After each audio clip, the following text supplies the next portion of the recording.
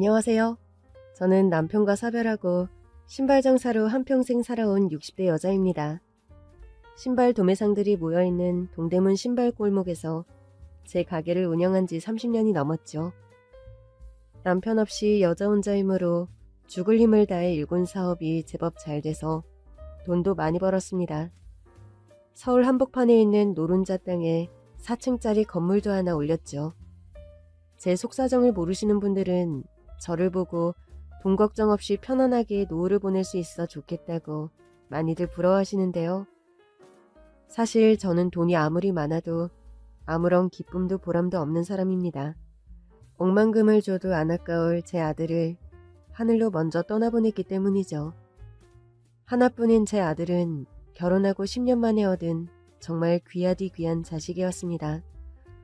아이가 7살 되던 해 남편이 간암으로 세상을 뜬 후에는 아들은 저의 유일한 가족이자 희망이자 버팀목이자 제가 살아갈 이유가 되어 늘 제 곁을 든든하게 지켜주었죠.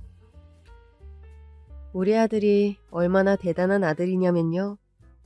넉넉지 못한 형편에 학원은커녕 제대로 된 책상 하나 없이 지 엄마 신발가게 한 구석에 쪼그리고 앉아 공부하고도 전교 1등을 도맡아 수재 중의 수재입니다. 못 배우고 가진 것 하나 없는 부모 손에 자랐어도 우리나라 최고 대학이라는 서울대학교에 한 번에 척 붙은 자랑스러운 아들이죠. 근데요, 우리 아들이 그냥 머리만 똑똑한 애였으면 이렇게 자랑을 늘어놓지도 않았을 겁니다. 우리 애는 머리가 좋은 것뿐만 아니라 마음까지도 착했어요. 억척스러운 엄마 밑에서 어떻게 그렇게 심성고운 아이가 태어났는지 이제껏 단 한 번도 제 말을 거스르거나 고집을 부린 적도 없었어요. 근데 그런 아들이 엄마보다 먼저 세상을 떠나고 만 거죠. 모든 건 그 여자애 때문이었어요. 착한 내 아들을 홀려서 죽음에까지 이르게 한 내 아들의 여자친구 말입니다. 그 여자애는 처음부터 마음에 들지 않았어요. 아들을 만나려고 아들이 아르바이트하는 카페를 찾아갔다가 그 애를 처음 만나게 되었는데요. 처음부터 당돌하고 대바라지기가 한이 없더라고요. 아들, 엄마 왔어. 여기까지 뭐하러 오셨어요? 너 걱정돼서 왔지. 공부할 시간도 부족할 텐데 뭐하러 이런 아르바이트를 해? 사회 경험 쌓는 것도 좋지만 공부가 우선이지.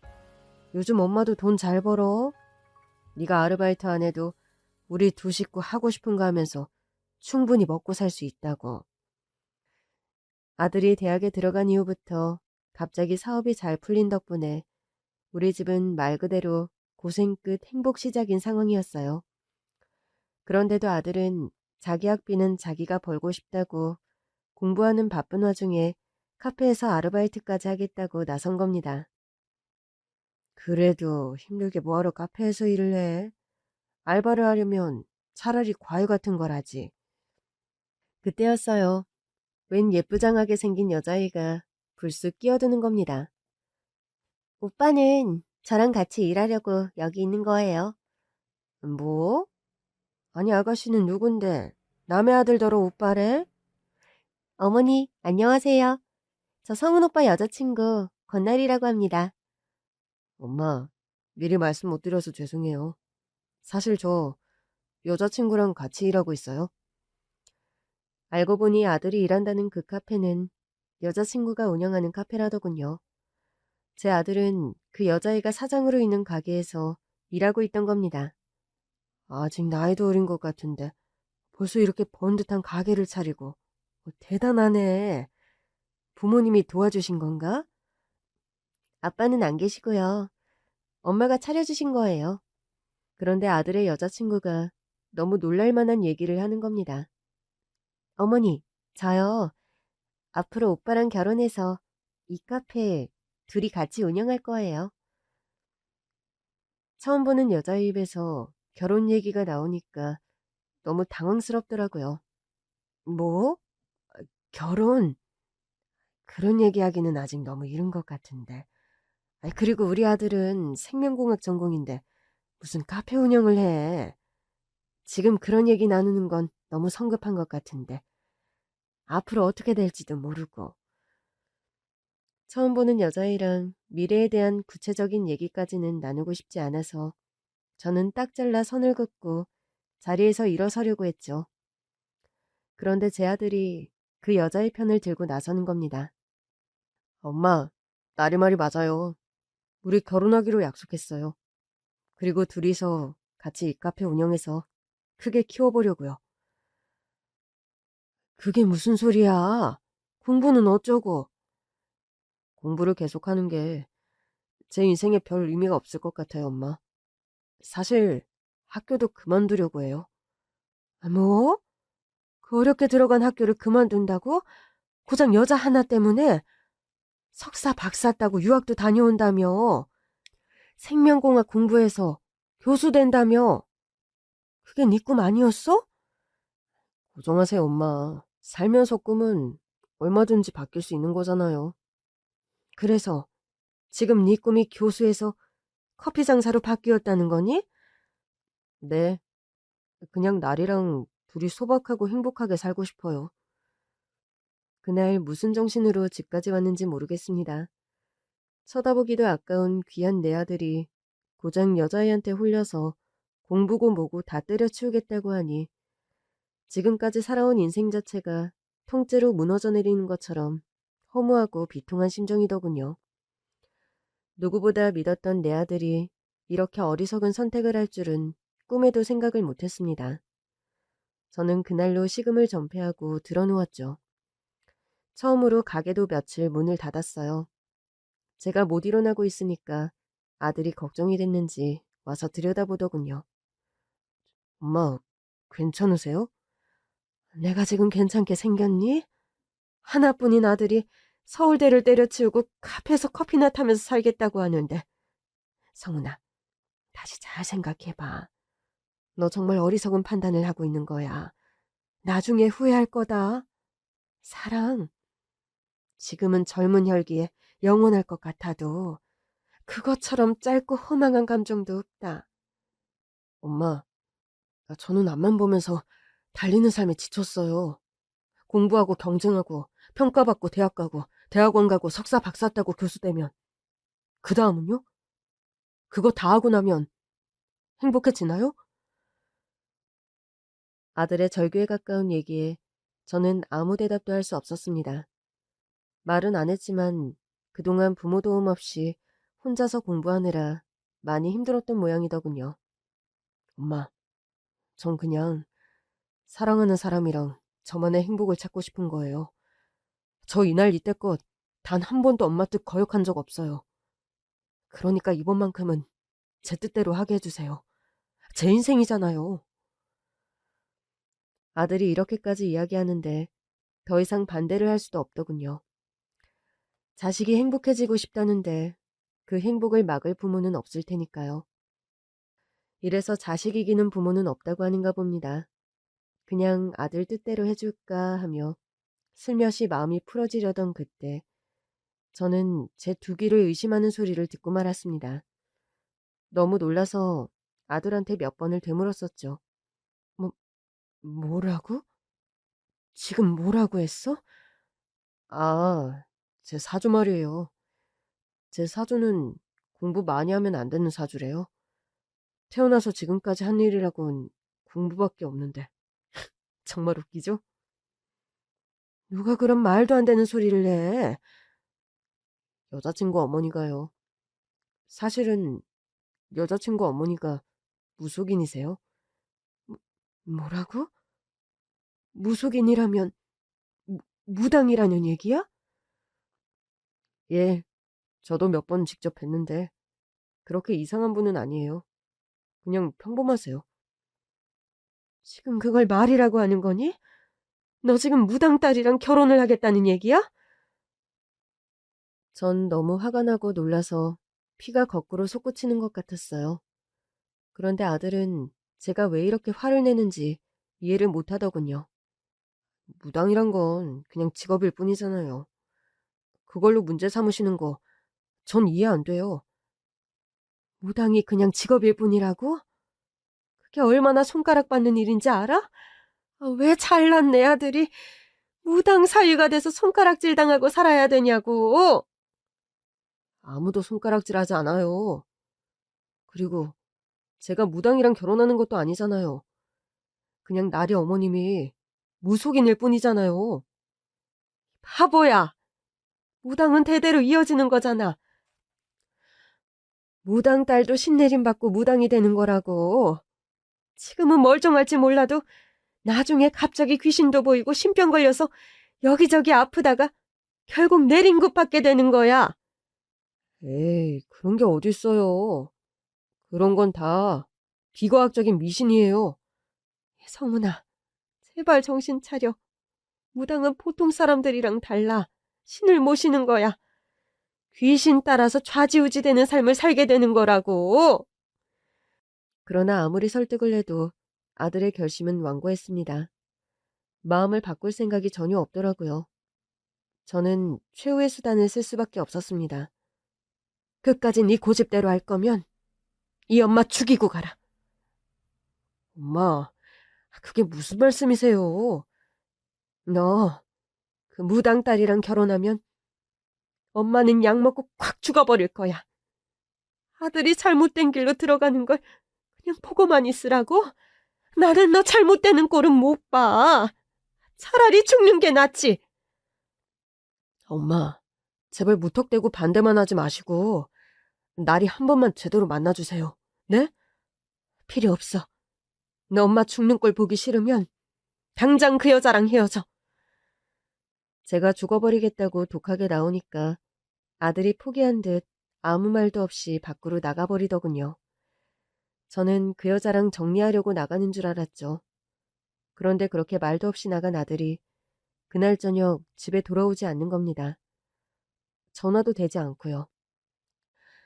얘기가 길어지나 싶어 기다렸는데 결국 그날 아들은 외박을 했습니다. 그리고 다음 날도 그 다음 날도 돌아오지 않더군요. 한 번도 이런 적이 없었는데 집을 나가 연락 한 톡 없는 아들이 너무 걱정되더라고요. 결국 3일을 기다린 끝에 저는 아들을 찾아서 아들이 일하던 카페로 갔는데요.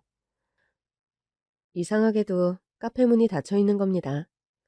그런데 굳게 닫힌 문 안쪽에 누군가가 앉아있는 게 보이더군요. 저는 얼른 문을 두드렸죠. 저기요, 거기 누구예요? 문 좀 열어봐요. 여기 우리 성훈이 있어요? 그러자 문이 열리고 누군가가 나오는데 한눈에 봐도 누군지 짐작이 가더군요. 무당이라는 바로 그 아들 여자친구의 엄마였습니다. 성훈이 어머니 되시죠? 처음 뵙겠습니다. 지금 서로 인사할 상황은 아닌 것 같네요. 여기 우리 아들 있나요? 에휴, 이렇게 들쑤시는 게 결국 자기 아들 망치는 길이라는 걸 왜 모르는지. 뭐요? 당신 지금 뭐라고 했어? 누가 누구를 망쳐? 내 아들 망치고 있는 건 당신 딸이라고. 내 아들 지금 어디 있어? 착한 내 아들 꼬드겨서 어디로 빼돌렸냐고. 진정해요. 이렇게 흥분한다고 될 일이 아니야. 나도 지금 찾고 있는 중이라고요. 그게 무슨 말이에요? 애들 여기 없어요? 나도 우리 딸이랑 연락이 안 돼서 여기로 찾으러 온 겁니다. 그럼 애들이 대체 어디 있다는 거예요? 연락 안 된 지 벌써 3일째라고요. 아들이 사라졌다는 생각에 눈앞이 캄캄해지고 불길한 생각이 뇌리에 스치더군요.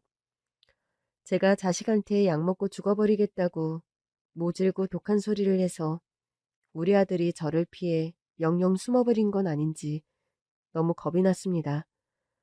그때는 제정신이 아니었던 것 같아요. 무당을 붙들고 입에서 나오는 대로 원망 섞인 분노를 마구 쏟아냈죠. 당신 무당이잖아. 무당이 자기 딸 어디 갔는지 행방도 모른단 말이야? 둘이서 어디로 도망이라도 간 건지 당신이 모시는 그 귀신한테 물어보면 되잖아. 내 아들 찾아내. 얼른 찾아내라고. 그러자 그 여자도 얼굴빛을 싹 바꾸면서 날카롭게 반응하더군요. 어허, 실령님로 하시면 어쩌려고 그런 불경스러운 말을 해? 그러더니 점사인지 뭔지 모를 말을 줄줄 읊어대는데 꼭 누가 불러주는 것처럼 막힘없이 얘기하더라고요. 이봐요, 성은 엄마. 흥분 가라앉히고 내 말 잘 들어요. 성은이는 사주에 나무가 많아서 공부하는 것도 좋아하고 성공보다는 성장을 중요하게 생각해요. 그리고 애는 착한데 그렇게 강하게 억압하면 반항하게 되어 있어. 엄마가 그렇게 애를 억압하고 멋대로 휘두르려고 하면 큰일 난다 이 말이야. 성은 엄마는 딱 봐도 불기운이 너무 강해. 성은이 옆에 있으면 애가 타 죽는다고. 그러니까 젊은 시절에는 둘이 좀 떨어져 사는 게 좋아요. 자기 멋대로 애 쥐고 흔들 생각하지 말고 아들 하자는 대로 해줘요. 그래야 아들이 살아. 뭐야? 나보고 지금 돌팔이 무당 말만 듣고 무당 딸이랑 우리 귀한 아들을 결혼이라도 시키라는 거야? 당신네들 수법 내가 모를 줄 알아요? 자기들 유리하게 멋대로 짓거려서 사람 불안하게 만들고 구태한다고 돈 뜯어가고 사기치고 지금 나한테도 그러는 거야? 나한테 우리 아들 옆에서 떨어지라는 소리 하면 내가 순순히 당신 딸이랑 우리 아들 결혼이라도 시킬 줄 알았냐고. 사람 우습게 보지 마. 내가 평생을 바쳐서 목숨보다 귀하게 키운 잘나고 잘난 내 아들이야. 당신들이 넘볼 아이가 아니라고. 당신 딸하고 당신 둘 다 다시는 우리 성은이 옆에 얼씬도 하지 마. 한 번만 더 내 눈에 띄면 가만 안 둬. 저는 그 길로 카페를 나와 경찰서로 직행했습니다. 실종 신고를 해서라도 아들을 찾고 싶었죠. 그런데 경찰서에서 실종 신고를 접수해주지 않더군요. 어머니, 성인은 이 정도 가지고는 실종 신고 자체가 성립이 안 돼요. 여자친구랑 어디 바람이라도 쐬러 간 거겠죠. 좀만 기다려보세요. 아니에요, 형사님. 우리 아들은 절대 그럴 리가 없어요. 연락 끊긴 지 벌써 3일째라니까요. 에이, 고작 3일 갖고 뭘 그러세요. 여자친구랑 같이 없어졌다면서요. 댁에 가서 기다리시면 곧 연락 올 겁니다. 경찰은 저를 걱정 많은 노인네쯤으로 취급하고는 집으로 돌려보내더군요. 이제 제가 할 수 있는 건 없었습니다. 그저 아들이 마음을 돌리고 다시 집으로 돌아오기를 기다릴 수밖에 없었죠. 그런데 제가 경찰서를 찾아간 지 일주일 후, 정확히 아들이 집을 나간 지 열흘 후에 경찰서로부터 연락이 왔습니다. 저 박송우 씨 댁이죠? 아, 네, 맞는데요. 우리 아들 찾았나요? 박송우 씨 모친 되십니까? 네, 제가 성은이 엄마예요. 우리 아들 어디 있어요? 아, 이거 참. 이런 소식 전해드리게 돼서 너무 유감입니다. 아무래도 아드님이 사망한 것 같습니다. 네? 뭐라고요? 사망한 것 같다니 그게 무슨 소리예요? 아드님 유서가 발견됐어요. 같이 가서 유서랑 유품 확인 좀 해주시죠. 저는 미친 사람처럼 아들의 유서가 발견되었다는 곳으로 달려갔습니다. 경찰이 말해준 위치는 서울에서 그리 멀리 떨어지지 않은 조그마한 시골 마을의 강가였어요. 폴리스 라인을 뚫고 들어간 사건 현장에서 저는 너무도 슬픈 장면과 마주하고 말았습니다. 강가에 여자 신발 한 켤레와 남자 신발 한 켤레가 나란히 놓여 있더라고요. 남녀 신발이 나란히 놓여 있는 걸로 봐선 이곳에서 두 사람이 동반 자살한 거로 보이는데요. 이 부근이 워낙 수심이 깊고 물살이 세서 수색 작업에 어려움이 있습니다. 저희들이 잠수부를 동원해서 시신을 찾고 있는데 보이지가 않아요. 이미 바닥까지 떠내려간 거로 추측이 됩니다. 어떠세요? 신발은 아드님께 맞나요? 알아보시겠어요? 경찰이 보여준 남자 신발은 틀림없는 아들의 것이었어요. 제가 팔던 우리 가게의 신발이니 제가 누구보다 잘 알았죠. 한창 멋부릴 나이에 유행하는 비싼 신발들을 신고 싶었을 텐데 착한 아들은 늘 지 엄마 가게에서 파는 시장표 신발만 신었거든요. 엄마가 신발 장사해서 너무 좋다. 나는 신발 하나는 실컷 신을 수 있잖아. 싸구려 신발 하나에도 행복해하던 아들의 모습이 떠올라 견딜 수가 없었습니다. 전 아들의 신발을 끌어안고 그 자리에서 오열하고 말았죠.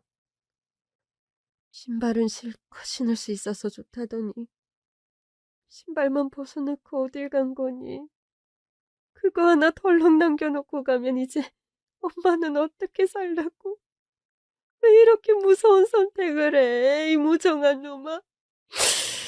이렇게 갈 줄 알았으면 너 하자는 대로 할걸. 무당이든 귀신이든 결혼 반대하지 말고 허락해 줄걸. 이게 다 나 때문이야. 엄마가 미안하다. 아유, 정말 미안해.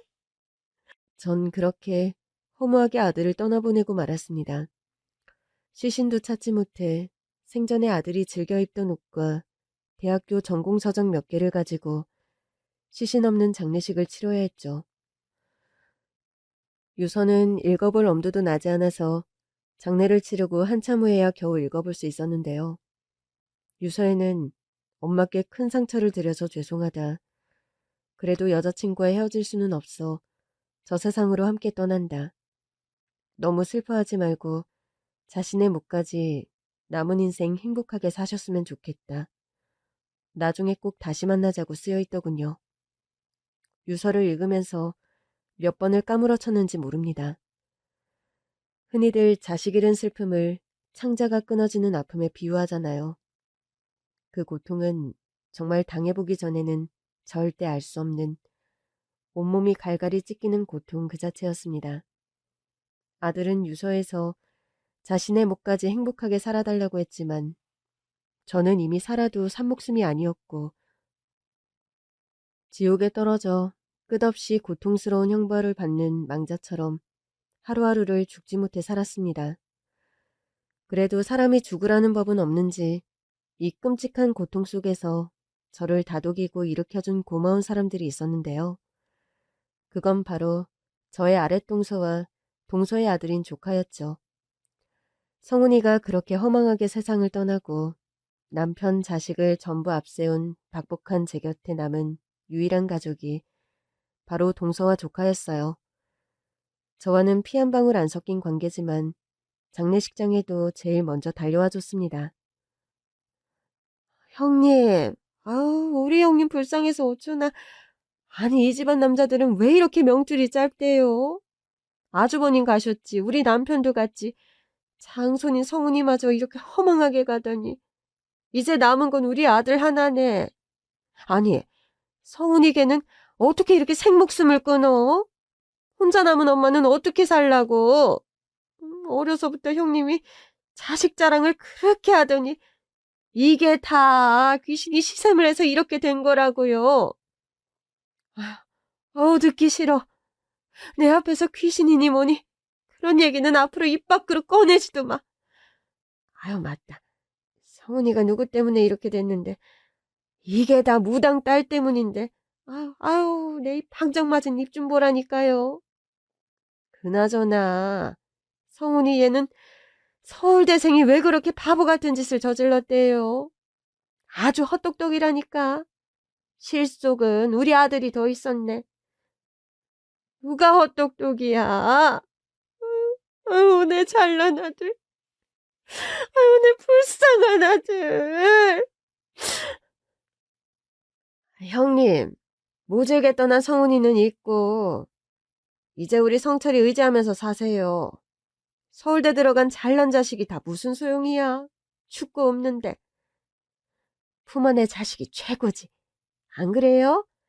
성철아, 너 큰어머니 똑바로 모셔. 이제 큰엄마한테는 너밖에 없어. 알겠지? 걱정 마세요, 엄마.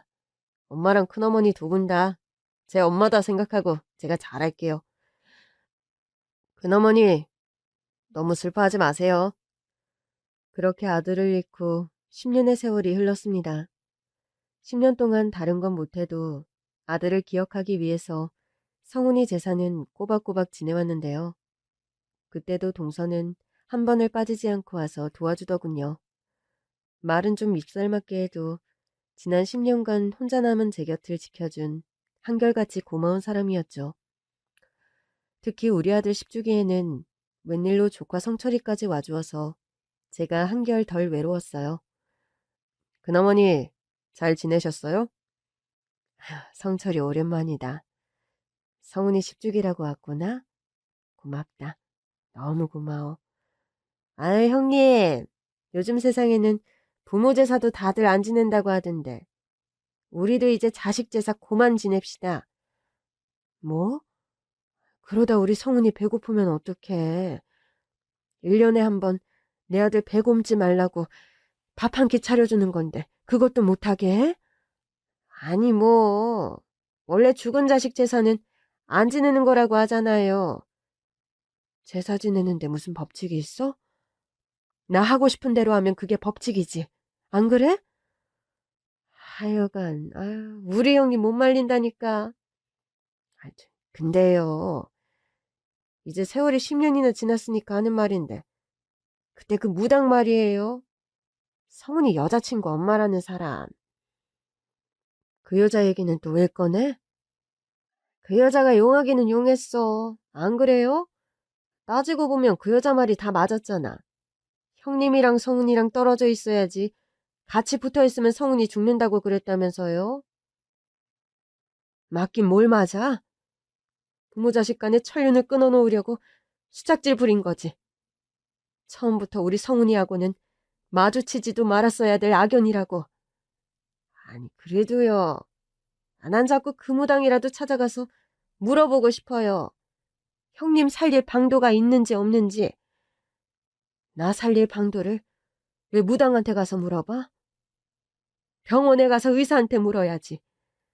사실 저는 10년 동안 아들 잃은 슬픔을 삭히느라 그런 건지 몸에 병이 들고 말았습니다. 위암 3기라고 하더군요.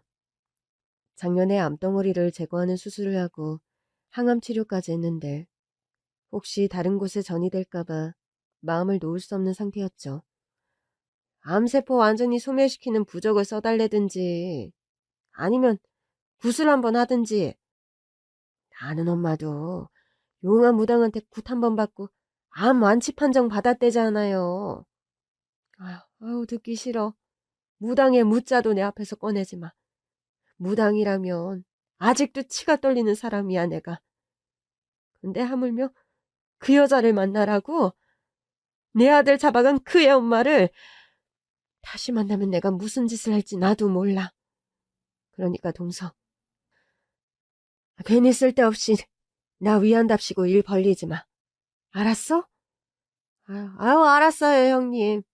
그렇게 계시다가 성훈이 만나러 저 세상 가버려도 난 몰라요. 바라던 바야. 이렇게 있다가 하루라도 빨리 성훈이나 만나면 좋겠네. 왜 이렇게 빨리 왔냐고 성훈이가 화낼 거예요. 아우 참. 그나저나 형님 가시고 나면 이 많은 재산은 다 어떻게 되나 몰라. 이걸 다 누가 관리할 거야? 왜? 내 재산 관리할 사람이 없을까봐 걱정돼? 아유, 그럼요. 당연히 걱정되죠. 가족이라곤 저랑 성철이뿐인데. 형님 갑자기 어떻게 되기라도 하면 형님이 평생 피땀 흘려가며 일군 이 재산들 다 남의 손에 넘어가게 될지도 모르잖아요. 그렇게 되는 건 막아야지.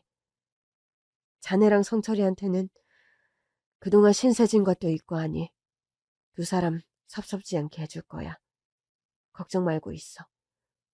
그렇다고 나 죽을 날만 기다리지 말고. 근데 농담처럼 가볍게 시작한 유산 얘기에 동서가 진심으로 나오는 겁니다. 형님, 그 건물은요? 뭐? 서울 한복판에 있는 4층짜리 건물 말이에요. 그 건물은 어쩌실 거냐고요? 그거는 사실 사회에 환원하려고 준비 중이야. 예? 그 알짜배기 건물을 왜 남을 줘요? 아깝게. 사실 우리 아들 죽기 위한 제일 큰 책임은 나한테 있잖아. 그래서 우리 성훈이한테 사죄하는 의미로 성훈이 이름으로 기부하려고 하는 거야. 지 뜻 펼쳐보지도 못하고 엄마 때문에 아까운 목숨 버린 우리 아들 이름 석자. 오래도록 영원히 기억되라고. 아유, 말도 안 돼, 형님. 이제 그만 그 죄책감에서 벗어나실 때도 됐어요. 형님 아들 죽은 지 10년이에요. 10년이면 강산도 변한다는데 이제 성훈이 놓아주고 마음 편하게 사셔도 된다고요. 자식을 죽게 한 어미가 어떻게 편하게 살기를 바라겠어? 그건 어불성설이지. 그런데 동서가 갑자기 성철이에게 뭘 달라고 하는 겁니다. 아예 성철아, 우리 준비해온 거 있지? 그거 꺼내봐라. 그러자 성철이가 제 눈앞에 서류 하나를 꺼내놓더군요. 자세히 살펴보니 그건 제 건물을 조카인 성철이에게 증여한다는 계약서더라고요. 아니, 이게 뭐야? 형님, 사실 성철이 사업이 요새 많이 어려워요. 형님이 제 아들 한 번만 도와주세요. 그 건물 저희한테 주시면 우리 성철이가 성은이 대신 아주 좋은 곳에 유용하게 쓸게요. 예? 아니 갑자기 이렇게 서류까지 준비해와서 뭐 하자는 거야? 둘이서 아주 작정을 했구만. 이러려고 성철이까지 데리고 온 거야? 우리 아들 10주기에 맞춰서 내 재산 증여받으려고? 근데 동서, 정말 미안한데 나한테도 다 계획이 있어. 이렇게 갑자기 떼쓰듯이 달라고 조르면 내가 너무 곤란해. 형님도 알다시피 인생이 어디 계획대로 되나요? 그렇게 손 놓고 있다가 형님 갑자기 돌아가시기라도 하면 물려줄 자식도 없는데 어쩌시려고요? 형님이 신발 팔아 피땀으로 세운 건물이 남의 손에 넘어가야 속이 시원하시겠어요? 그리고 그동안 성철이가 성훈이 대신에 형님 자식 노릇하느라 애 많이 썼잖아요. 성철이가 성훈이 대신인데 어차피 상속해줄 건물 돌아가시기 전에 미리 땡겨서 준다 생각하고 저희 주세요. 예? 솔직히 동서가 지난 10년간 성훈이 제사 때마다 와서 도와준 거 그게 고마워서 현금화되어 있는 재산 일부를 챙겨주려고 생각은 하고 있었지만 하나뿐인 제 건물을 줄 생각은 꿈에도 없었어요. 성철이도 자식 노릇하려고 했다지만 명절 때 몇 번 와서 저한테 용돈 얻어간 게 전부입니다. 저 암 수술했을 때도 들여다보지 않았어요. 그런데 수십억 하는 건물을 통째로 달라니요. 그건 안 될 말이었어요. 근데도 동서가 계속 건물을 증여해달라고 막무가내로 졸라대는 바람에 정말 몹시 난처했습니다. 형님, 언제 돌아가실지도 모르는데 그렇게 재산 욕심 부리면 추해요. 뭐? 추해? 추하다고? 자네 어떻게 나한테 그런 소리를 해? 그러니까 고집 그만 부리시고 여기다 사인해 주세요. 남한테도 주신다면서 저랑 성철이 주는 게 그렇게 아까우세요? 성훈이 이름으로 기부하고 싶어서 그래요? 그럼 저희가 아예 건물 이름을 성훈이 이름으로 바꿀게요. 성훈빌딩. 어때요? 그럼 성훈이 이름이 영원히 남을 거 아니에요. 예? 아무리 그래도 그 건물은 안 돼. 그건 내 아들 몫으로 남겨놓은 거야. 내가 엄마로서 성훈이한테 해줄 수 있는 마지막 일이라고. 그 건물 나한테서 뺏어갈 권리? 동서한테 없어. 나한테 아무것도 강요하지 마. 형님, 우리가 피 한 방울 섞이진 않았지만 저는 형님을 진짜 가족이라고 생각하고 대했는데 형님은 정말 가족끼리 너무하시는 거 아니에요? 우리 성철이가 큰어머니 하면서 형님을 얼마나 따랐냐고요. 저는 너무 기가 막혔습니다. 암 수술하고 재발될까 두려운 마음 반, 차라리 암세포가 온몸에 퍼져서 먼저 세상 떠난 아들을 만나러 가고 싶다는 마음 반으로 하루하루 살얼음판을 걷는 저에게 건물 내놓으라며 계약서까지 들이미는 동서와 조카라니요. 이게 과연 가족한테 할 수 있는 짓인가요? 동서가 저를 진짜 가족으로 생각했다면 멀쩡히 살아있는 저에게 언제 죽을지 모르니 유산 정리하라는 이런 말을 할 수가 있는 걸까요? 동서의 이런 어처구니 없는 요구 때문에 그동안 고마웠던 마음까지도 사라질 지경이었습니다. 사람이 어떻게 이렇게 잔인할 수가 있어? 자식 잃고 병들어 죽을 날만 기다리는 나한테 어떻게 이럴 수가 있냐고. 그때였습니다. 밖에서 절 부르는 소리가 들리는 겁니다. 그리고 대문이 스르륵 열리더니 누가 현관으로 들어오는 겁니다. 저는 아들 떠나고 10년 동안 대문을 잠가본 일이 없습니다. 혹시나 죽은 홀령이라도 아들이 집을 찾아온다면 언제든지 들어오라고요. 그런데 제가 상상만 하던 일이 현실에서 일어났습니다. 대문이 열리고 집으로 들어온 사람은 다름 아닌 제 아들이었던 겁니다. 저는 너무 놀라 그 자리에 얼어붙고 말았어요. 동서와 조카 역시 귀신을 본 사람처럼 놀라 자빠지면서 개거품을 물더군요. 아이고, 귀신이다. 어머나 세상에, 성훈이 귀신이 지 제삿날이라고 집에 찾아왔나 보네. 그러나 그 사람은 귀신이 아니었습니다. 틀림없이 살아있는 제 아들이었죠. 엄마, 저 왔어요, 엄마. 죽은 줄 알았던 내 아들이 10년 만에 살아서 돌아온 겁니다. 아니, 이게 어떻게 된 거니? 너 정말 성훈이니? 성훈이 맞아? 네, 맞아요. 죽은 게 아니었어? 살아있었어? 죄송해요, 엄마. 죄송해요. 죄송하다며 고개를 숙이는 아들을 끌어안고 한참을 울었습니다. 아들의 사망 소식을 들었을 때보다 더 서럽게, 더 많이 울었던 것 같아요. 죄송하긴 뭐가 죄송해. 이유가 뭐든 이렇게 살아 돌아왔으니 내가 고맙지. 고맙다. 다시 엄마를 찾아와줘서 정말 고마워. 10년 전에 너한테 모진 소리 한 거 얼마나 후회했는지 몰라. 그것 때문에 너가 잘못된 선택을 한 것 같아서 전부 내 탓 같아서 미안하다. 엄마가 미안해.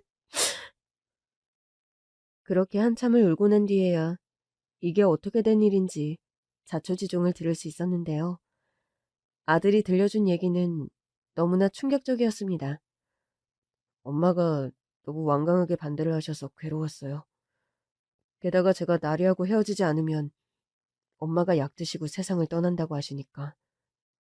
그래서 겁이 덜컥 났어요. 어머니도 지키고 제 사랑도 지키려면 그 방법밖에 없다고 생각했어요. 제가 죽어야 끝날 것 같았습니다. 죄송해요, 엄마. 그래서 뭘 어떻게 했다는 거야? 강가에 신발이랑 유서를 두고 세상 떠난 것처럼 위장을 했습니다. 뭐야? 혼자 남은 엄마는 어떻게 살라고 네가 그런 짓을 해? 그 강가에서 너 신발을 끌어안고 내가 얼마나 울었는지 아니? 10년을 무슨 마음으로 살았는지 알아? 죄송해요, 엄마. 정말 큰 불효를 저질렀어요. 정말 잘못했습니다. 용서해주세요. 아니야, 아니야. 이렇게 돌아왔으니 됐다. 너는 불효자 아니고 효자야, 효자. 죽었던 내 아들이 10년 만에 살아서 왔으니 엄마는 이제 오늘 당장 죽어도 여한이 없어. 그때 옆에서 놀라 벌벌 떨고 있던 동서가 갑자기 끼어들더군요. 근데 이 애들은 누구야? 뭐? 애들? 죽었다 살아 돌아온 아들을 보느라 주변이 어떻게 됐는지 누가 같이 왔는지 살펴볼 겨를도 없었는데 애들 소리에 정신을 차려보니 현관문 앞에 웬 아이들 둘이 서 있더군요. 유모차 안에서 곤히 자는 작은 아기와 그 옆에 멀뚱하게 서 있는 대여섯 살쯤 된 아이가 그제야 눈에 들어왔는데요. 한눈에 봐도 우리 아들 어릴 때랑 똑같이 생겼더라고요. 이 애들은 누구냐? 설마 성훈이 네 아들이야? 예. 그래서 기어이 무당 딸이랑 결혼해서 애들까지 낳은 거냐? 예. 죄송해요, 엄마. 저희 둘이서 강가에 신발 벗어놓고 바로 베트남으로 갔어요. 거기서 살림도 차리고 커피 사업도 하고 저렇게 예쁜 아들을 둘이나 낳았습니다. 민준아, 이리 와봐. 할머니한테 인사드려야지. 아들이 부르자 큰애가 할머니 부르면서 쪼르르 와서는 저한테 폭 안기는 겁니다. 그러니까 제 눈에서 눈물이 주르륵 흐르지 뭡니까? 그렇게 반대했던 여자와 위험한 쇼까지 벌이면서 기어이 살림을 차린 아들이 믿기도 했지만 그 작은 천사 같은 아이가 처음 보는 저한테 할머니 하면서 안기니까 미움도 원망도 10년 세월의 한까지도 전부 씻겨내려가는 기분이었어요. 큰애는 6살이고 작은 애는 이제 100일 지났어요. 예쁘다. 너무 예뻐. 아들이 돌아온 것도 감사해야 할 일인데 이렇게 예쁜 손자까지 갑자기 생기다니 너무 고마운 일이야. 타국에서 아이들 낳고 키우느라 고생이 많았겠네. 성훈아, 엄마는 너무 후회가 된다. 뭐가요, 엄마? 처음부터 너 하자는 대로 애들 엄마를 받아들였더라면 우리가 이렇게 헤어져서 힘든 세월 보내지 않았어도 됐을 텐데 노인네 고집 때문에 여러 사람을 힘들게 했구나. 미안해. 엄마 용서해 주겠니? 그럼요, 엄마. 엄마도 저 용서해 주셨잖아요. 우리 이제 과거는 다 덮고 서로 용서하고 이해하면서 잘 살아봐요.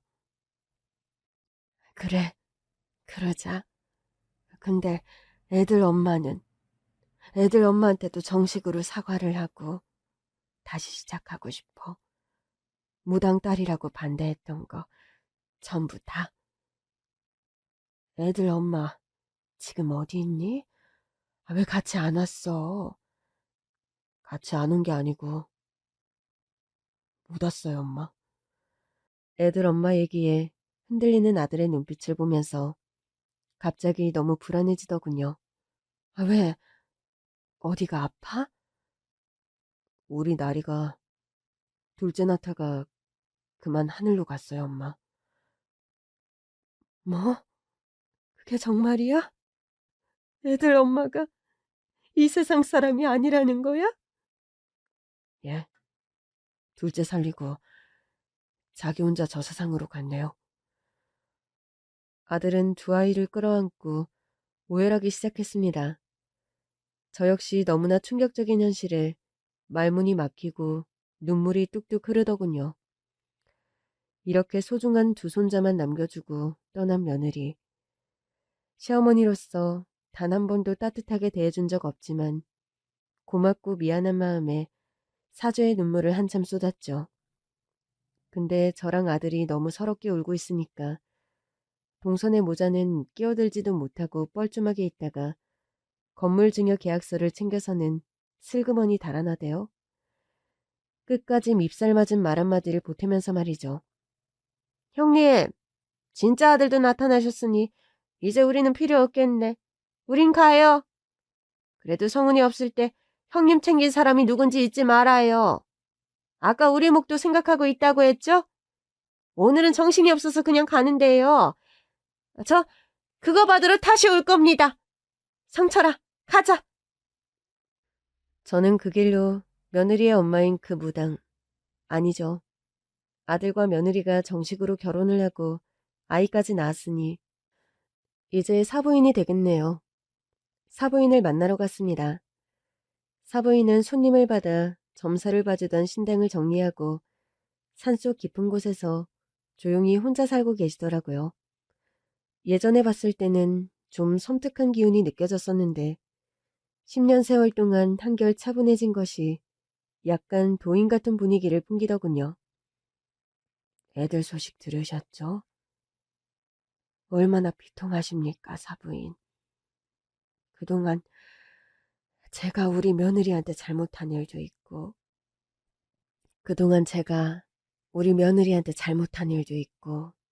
사부인께 결례를 범한 일도 있어서 용서를 빌고 싶어서 이렇게 왔습니다.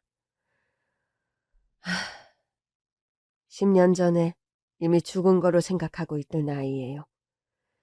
10년 동안 이 산속에서 딸아이를 위해서 치성을 드렸는데 결국 그렇게 간 걸 보면 이게 다 자기 팔자였구나 싶어요. 무당이란 사람이 자기 딸 팔자를 몰랐던 거죠. 그게 어디 사부인 잘못이겠어요? 자책하지 마세요. 전부 다 제 잘못입니다. 제가 처음에 아이들을 반대해서 모든 일이 다 이렇게 틀어지고 만 거예요. 죄송합니다. 사부인은 잘못한 거 없으세요. 무당사돈거려하고 피하는 거야 제가 제일 잘 알죠. 왜 모르겠습니까? 다 이해합니다. 그리고 사부인이 그때 아이들 결혼을 반대해서 아드님이랑 사부인이랑 전부 사신 겁니다. 예? 그게 무슨 말씀이신지. 제가 예전에 처음 만났을 때 한 얘기 기억하시나요? 글쎄요. 세월이 하도 많이 지나고 그동안 큰일을 많이 겪은 터라 기억이 가물가물합니다만. 무슨 말씀을 하셨었죠? 두 분 기운이 안 맞아서 좀 떨어져 살아야 좋다고 한 얘기요. 그러고 보니 기억이 나더군요. 아들 사주에 나무가 많은데 제가 불의 기운이 너무 강해서 아들이 타죽을 형국이라 서로 좀 떨어져 있는 게 좋겠다고 말했었거든요. 사부인이 10년 동안 힘든 일을 겪으시면서 훨훨 타오르던 불의 기운이 은은하고 따사로운 기운으로 바뀌었어요. 이제 두 분 함께 사시면서 서로 조화가 잘 돼서 좋은 일만 가득할 겁니다. 제가 신점도 잘 보지만 사주풀이도 잘하거든요. 제 말 믿으셔도 돼요. 모든 일이 이렇게 풀리려고 그랬나 봅니다. 우리 아이는 자기 팔자대로 간 거니 마음 아파하거나 죄책감 가지실 필요 전혀 없어요. 그리고 사부인은 정말 놀라운 사실 하나를 더 털어놓더군요.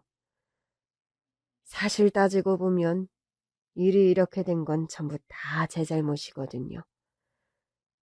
예? 그게 무슨 말씀인지. 제 딸 나리 말입니다. 사실 제 핏줄이 아니에요. 예? 그럼 장모님이 나리 친어머니가 아니란 말씀이세요? 그래, 그렇게 중요한 사실을 숨겨서 자네한테도 많이 미안하네. 나리는 사실 아주 어릴 때 우리 집 앞에 버려진 업둥이였어. 누가 무당집 앞에 아기를 버리고 갔더라고. 업둥이 내치면 복을 내치는 거라고 하잖아. 그래서 할 수 없이 내 딸로 키웠지. 아들과 저는 충격적인 사실을 마주하고 너무 놀랐죠. 제가 며느리를 반대했던 가장 큰 이유가 무속인 집안의 핏줄이라는 사실 때문이었는데 사실은 그 집 자식이 아니었다니. 이렇게 허망하고도 가슴 아픈 일이 어디 있겠어요? 아니 그럼 진작에 말씀을 해주시지. 그때 그 사실만 알았더라면 제가 둘 사이를 반대하는 일도 없었을 거고 따님도 타지에서 외롭게 세상 떠나는 일은 없었을 거 아닙니까? 저도 그때는 속이 좀 꼬여 있었어요.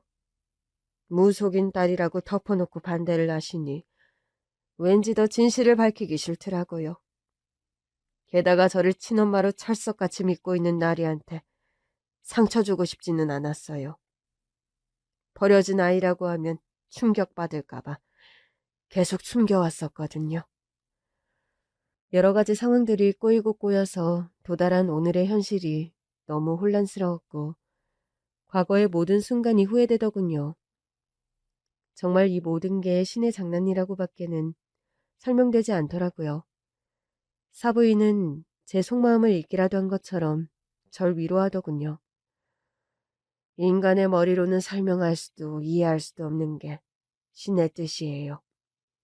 사부인은 그저 돌아가셔서 아들이랑 손자랑 행복하게 잘 사시면 됩니다. 손자들은 저랑은 아무런 관련이 없으니까 신내림 같은 건 걱정 안 하셔도 되고요. 우리 인연은 여기까지예요. 사부인, 모든 과거는 다 잊으시고 잘 사세요. 박서방도 가서 어머니 잘 모시고 애들 잘 키우면서 씩씩하게 살아. 우리 나리는 싹 잊어도 돼. 엇나간 인연에 미련 두지 말고. 우리 나리 위해서는 내가 열심히 기도할 테니까. 두 분은 각자 주어진 인생을 열심히 살아나가시면 됩니다. 사부인과의 만남은 거기까지였어요. 들리는 얘기에 의하면 여전히 산속에서 신에게 기도하며 사는 삶을 살고 있다고 하더군요. 아들과 저는 과거를 딛고 앞으로 나아가기로 했습니다. 슬픔에 빠져 있기에는 엄마 잃은 두 아이들이 너무 가여웠거든요. 엄마의 빈자리가 느껴지지 않도록 최대한 사랑을 주려고 노력했습니다. 더욱이 이제 막 100일이 지난 막내는 한창 손이 많이 갈 시기라 멍하니 손을 놓고 있을 수도 없더라고요. 저는 아이들이 좀 더 좋은 환경에서 자랄 수 있도록 제 건물 꼭대기에 살림집을 새로 마련했어요. 그곳에서 우리 네 식구가 새로운 삶을 시작하게 됐죠. 아들은 제가 암 수술을 해서 재발 위험이 있다는 걸 알고 그날로 극진히 저를 돌보기 시작했어요. 암에 좋다는 건강식도 직접 챙기고 함께 운동도 하고 병원에 정기검진을 하러 가는 날에는 꼭 함께 가줍니다. 하늘이 도와주신 건지 아들의 극진한 간호 덕에 암은 더 이상 재발하지 않고 있어요. 이대로 유지만 잘하면 완치 판정을 받을 날도 멀지 않았다고 하니 얼마나 기쁜지 몰라요. 위암에 걸려 아들 따라갈 생각만 하며 산송장처럼 살던 제가 이제는 아들 손자와 함께 미래를 꿈꿀 수 있게 되었다는 사실 하나만으로도 너무나 감사할 일입니다. 아들하고는 가끔 며느리 이야기를 해요. 아들이 솔직한 심정을 얘기해 주더군요. 엄마, 나는 나리가 자기가 입양하였다는 사실 모르고 간 게 차라리 잘 됐다 싶어요. 그건 또 무슨 소리야? 무속인 집안 핏줄이 아닌 것만 알았어도 내가 그때 그렇게 반대하지는 않았을 텐데. 그래도 나리는 장모님을 정말 많이 사랑했거든요. 친딸이 아니란 걸 알았으면 아마 상처받았을 거예요. 그랬니? 네. 사랑 많이 받고 자란 정말 밝고 예쁜 사람이었어요. 아이들도 정말 사랑으로 잘 키웠고요. 나리하고 같이 산 10년 세월 동안 엄마께는 죄송하지만 정말로 행복했어요. 네가 행복했다니 정말 다행이다. 이제 그 행복을 쭉 이어갈 수 있게 애들만 바라보면서 살자. 저 아이들이 정말 행복해질 수 있게 잘 키워야 해. 그게 내가 며느리한테 사죄하는 길인 것 같아. 그래요, 엄마. 우리 민준이랑 민서 잘 부탁해요. 엄마가 아이들 사랑해주면 애들 엄마도 하늘에서 고마워할 거예요. 사실 10년 동안 나리가 엄마한테 많이 죄송해했어요. 항상 찾아가서 용서빌 날만 기다리다가 잘못된 거예요. 그랬구나. 그래. 너희들도 마음이 많이 무거웠겠지. 사부인 말씀대로 모든 건 운명 따라 팔자 따라 가는 거라 생각하고 과거는 전부 다 털자. 예, 엄마. 제 앞에 놓인 운명이 또 저를 어디로 데려갈지는 아무도 모릅니다. 사람의 팔자는 오직 신만이 아시는 거겠죠. 우리는 그저 주어진 운명에 따라서 순리에 맞게 하루하루 성실히 살아가면 그만이라는 생각이 듭니다. 후회스러운 과거는 다 잊고 이제는 가족들과 함께 더 나은 미래를 만들기 위해 열심히 노력할 겁니다. 지금까지 제 이야기 들어주셔서 감사합니다.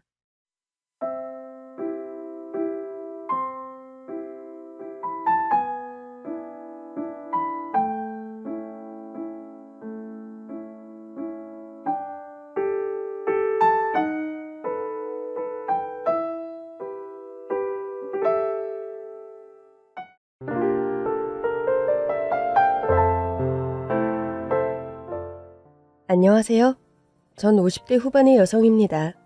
어릴 때 저는 부유한 집에서 자랐습니다. 아버지가 원단 공장을 하셨는데 직원이 30여 명으로 꽤 큰 규모였습니다. 그 당시 집에 자가용이 있었고 집안에 금고가 있어서 항상 현금을 보관하고 있을 정도였습니다. 아버지는 강원도의 가난한 소장농 집안에서 태어나 하루 끼니도 먹기 힘들 정도로 힘든 어린 시절을 보냈습니다. 8남매 중 둘째였던 아버지는 생활비를 벌기 위해 14살에 무작정 서울로 왔습니다. 어린 나이에 구두 닦기를 하면서 번 돈을 집에 보내줬고 점차 서울살이에 익숙해진 아버지는 원단 공장에 취직했습니다. 제법 돈을 모을 수 있었고 사장님이 아버지를 좋게 보고 회사에 중요한 일을 맡겼습니다. 그 덕에 아버지는 공장 운영에 대한 노하우를 배워 20대 젊은 나이에 공장을 맡게 되었습니다. 그리고 그 공장 사장님의 딸과 결혼해 저희 3남매를 낳고 행복한 결혼 생활을 했습니다. 그 후 공장은 해외 수출까지 하면서 전국에 10군데가 더 생길 정도로 엄청난 성공을 했습니다. 밥도 못 먹을 정도로 가난했던 강원도 소년이 상경해 오로지 혼자 힘으로 성공했던 겁니다. 우리 집은 동네에서 제일 부자라 알만한 사람은 다 알 정도였습니다. 그러다 보니 하루가 멀다 하고 집에는 배고파서 오는 거지 돈 빌려달라고 사람들이 찾아왔습니다. 사장님, 밥 좀 주세요. 3일 동안 쌀 구경도 못했어요. 아유, 우선 식사부터 하고 가세요. 아주머니, 여기 식사 준비해주세요. 고기도 굽고 조기도 구우시고요. 아유, 네 사장님. 근데 벌써 오늘만 해도 3번째 밥상 차리는 건데 집안에 들여서 밥 주는 건 좀 그렇지 않나요? 그게 무슨 소리세요? 지금 이런 분들에겐 밥 한 끼가 목숨 줄 만큼 귀하다고요. 아주머니 힘드신 건 아는데 조금 수고해 주세요. 식사가 끝나면 쌀 한 포대와 돈까지 줬습니다. 아유, 사장님 정말 감사합니다. 이 은혜 잊지 않겠습니다. 그리고 어린 저에게도 항상 남을 도우며 살아라고 당부했습니다. 명자야, 우리만 이렇게 잘 먹고 잘 산다고 행복한 게 아니란다. 길 가다가도 도움이 필요한 사람이 있으면 항상 너가 도와줘야 돼. 밥 못 먹고 돈이 없어서 힘든 친구들을 보면 그냥 지나치면 안 돼. 네, 아빠. 우리 반에 가난해서 도시락도 못 사오는 친구가 있는데 그 애 보면 마음이 안 좋아요. 아빠 말씀대로 그 애 제가 잘 도와줘야겠어요. 저는 기사 아저씨가 모는 자가용을 타고 학교에 등교했습니다. 학교에 도착하면 친구들이 다들 부러운 듯이 쳐다봤죠. 선생님들도 저를 대하는 태도가 다른 애들과 달랐습니다. 아버지가 학교에 기부를 많이 하고 있어서 교장 선생님도 저를 많이 예뻐했습니다. 초등학교 때 저는 공부를 곧잘해서 학급 반장과 전교회장을 했습니다. 반장이다 보니 친구들은 떡볶이며 먹을 거를 사주고 내 생일엔 친구들을 집으로 불러서 파티를 매년 했습니다. 우리 반에 수키라는 친구가 있는데 잘 씻지를 않아 머리와 몸에선 냄새가 나고 옷은 때가 꼬질꼬질해 그 친구 옆엔 아무도 안 갔습니다. 책상도 혼자 멀찌감치 떨어져 늘 혼자였습니다. 수키야, 내 도시락 같이 나눠 먹자. 너 도시락이잖아. 너 맨날 도시락 안 싸오잖아. 배고플 때니까 이거 같이 먹자. 친구는 배가 고팠던지 허겁지겁 도시락을 먹었습니다. 미안, 내가 다 먹었네. 괜찮아, 난 배 안 고파. 선생님 말씀으로는 너희 아버지 편찮으시다며? 그래서 돈을 못 벌어서 가난하다고 하시던데. 신경 쓰지 마. 너네 집 부자라고 나 동정하는 거야? 아니야, 넌 내 친구잖아. 내가 널 도와주고 싶어서 그런 거야. 공부도 가르쳐주고 너 배고플 때는 이렇게 맛있는 것도 같이 나눠 먹으려고. 친구니까 그럴 수 있는 거잖아.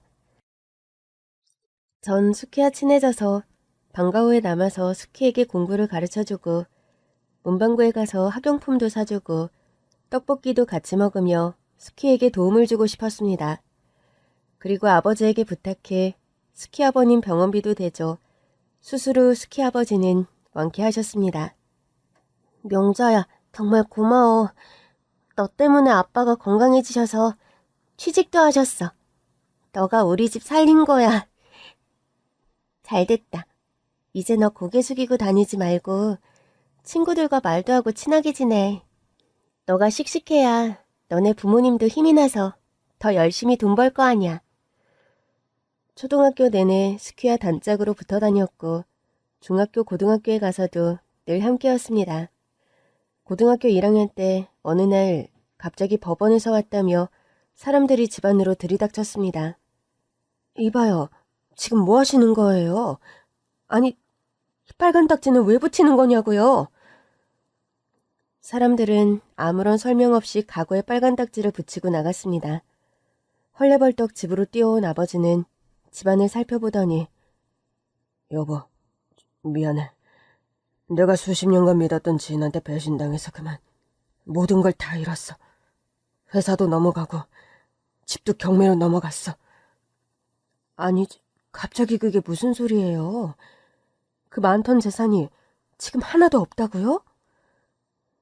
아빠와 어릴 때부터 같이 자란 친구가 아빠 회사에서 같이 일하면서 일을 봐주고 있었는데 그동안 아빠 몰래 돈을 횡령하고 심지어 사업 투자를 권유했고 알고 보니 다 사기였습니다. 수백억의 돈을 들고 해외로 도망가 회사는 부도나고 집까지 넘어가게 되었던 겁니다. 우리 집이 망하자 그동안 아버지가 어려울 때 돈을 주며 도와줬던 사람들이 다 외면했습니다. 연락을 끊고 매정하게 손절했습니다. 저희 식구는 지하 단칸방으로 이사갔습니다. 어머니는 충격으로 쓰러져 집에 누워 계셨고 아버지는 공사장 막노동 일을 했습니다. 하지만 친한 친구에게 배신당한 정신적인 충격으로 아버지는 많이 힘들어했습니다. 대인기피증과 사람들을 못 믿어서 동료들과 어울리지도 못하고 힘겹게 일을 했습니다. 그러던 어느 날 아버지는 공사장에서 일을 하시다 사고로 그만 저희 곁을 떠났습니다. 몸이 안 좋으셨던 어머니는 뇌출혈로 쓰러져 병원 응급실로 실려갔습니다. 엄마, 정신 차려. 너가 보호자니? 이러고 있을 때가 아니라 엄마 빨리 수술하셔야 해. 수술요? 수술하면 엄마 일어날 수 있는 거예요? 빨리 해주세요. 근데 수술비가 많이 나와서 누가 도와줄 사람 있어? 어떻게든 마련해 볼 테니까 우리 엄마 수술시켜주세요. 당장 동생들 밥 먹을 쌀도 없는데 엄마 수술비를 어떻게 구할지 막막했지만 수술을 진행했습니다. 전 수술비를 마련하려고 식당에 취직했고 계속 결석하자 수키가 병원으로 왔습니다. 명자야, 너 왜 나한테 아줌마 수술비 얘기 안 했어? 그런 힘든 일 있으면 나한테 말해야지. 우리 친구 아니야? 한두 푼도 아니고 너한테 어떻게 그런 얘기해. 너 때문에 우리 아빠 다시 건강해지신 거 벌써 잊었어? 그때 우리 가족 뿔뿔이 흩어질 위기였는데 너 때문에 우리 가족 다시 살게 되었던 거야. 부모님도 너랑 너희 부모님께 얼마나 고마워하는데 평생 그 은혜 잊지 않겠다고 하셨다고. 아빠한테 말씀드렸더니 놀라시면서 당장 수술비 정산하셨어. 뭐? 아저씨가? 고마워, 수키야. 그리고 미안해. 영자야, 그러니까 식당 일 그만두고 고등학교 졸업은 해야지. 그래야 아줌마도 기뻐하실 거야. 다행히 엄마는 수술 후 건강이 회복되셔서 퇴원 후 집에서 요양을 했습니다. 하지만 힘든 일은 못하시고 집안 살림 정도만 하실 수 있고 두통 때문에 어디 먼 곳은 가질 못했습니다. 저는 고등학교 졸업 후에 생계를 책임져야 해서 마트에 취직했습니다. 우리 동네라 버스비도 안 들고 무엇보다 아픈 엄마가 걱정돼서 왔다 갔다 하면서 엄마를 살펴볼 수 있어서 일부러 집 가까운 곳을 찾았습니다. 점심은 항상 집에 가서 엄마와 같이 밥을 먹을 수 있어서 좋았습니다. 엄마, 뭐 먹고 싶은 거 없어? 나 퇴근할 때 사갈게. 아유, 내가 어린애니? 너 먹고 싶은 거 사 먹어. 엄마가 돈 벌어야 되는데 우리 딸 고생해서 너무 속상해. 나 돈 버는 거 적성에 맞나 봐. 공부하는 것보다 훨씬 재밌어. 마트 사람들도 나한테 잘해주고 나 하나도 안 힘들어. 엄마는 아무 걱정 말고 건강하기만 하면 돼. 영숙이 명수는 내가 꼭 대학 보낼 거야. 맨날 밤늦게까지 독서실에서 공부하고 늦게 오는데 마음이 짠해. 저는 마트 일을 하면서 두 동생 먹일 음식도 만들고 집안 살림을 도맡아 했습니다. 비록 가정 형편은 넉넉하지 않았지만 내 식구가 같이 있다는 것만으로도 전 행복했습니다. 친구 수키는 대학교에 들어갔고 대학 친구들보다 저와 더 많은 시간을 같이 보냈습니다. 일부러 집에서 먼 내가 일하는 마트로 와서 장도 많이 보고 내가 일하는 걸 도와주기도 했습니다. 수키야, 넌 대학생이 왜 이렇게 한가해? 동아리 활동도 하고 뭐라더라? CC? 남자친구도 사귀고 그래야지. 난 그런 거 재미없어. 명자 너랑 있을 때가 제일 재밌어. 우리 과 별로 재미없어. 겨우 커트라인으로 내 점수 맞춰서 간 학교라 그냥 졸업장만 따면 돼. 나도 너처럼 빨리 취직해서 돈 벌고 싶어. 돈 버는 게 뭐 쉬운 줄 아니? 그 비싼 등록금 냈으면 돈값을 해. 참, 이번에 우리 학교 축제 있는데 와. 그때 가수들도 오고 맛있는 것도 많이 팔고 정말 재밌을 거야. 너 그날 조퇴하고 같이 축제 구경 가자. 나도 처음이라 무지 설레. 전 마트 일 때문에 안 된다고 했지만 친구가 하도 졸라서 어쩔 수 없이 사장님께 양해를 구하고 조퇴를 했습니다. 처음 가보는 대학교 캠퍼스에 어리둥절했습니다. 넓은 잔디밭에서 책을 보는 사람, 친구들끼리 삼삼오오 모여서 기타 치고 노래 부르는 사람. 정말 다들 너무 행복해 보이고 딴 세상 같았습니다. 수키야, 여기 와서 일 좀 거들어. 우리 과에서 커피 파는데 지금 일손이 모자라. 선배님 안녕하세요. 근데 지금 친구가 와서 힘들 것 같은데. 아니야, 나랑 같이 거들자. 뭐부터 하면 될까요? 내 수키 친구분이시군요. 우선 테이블부터 펼쳐주세요. 초면에 죄송합니다. 지금 얼른 서둘러야 될 것 같은데요.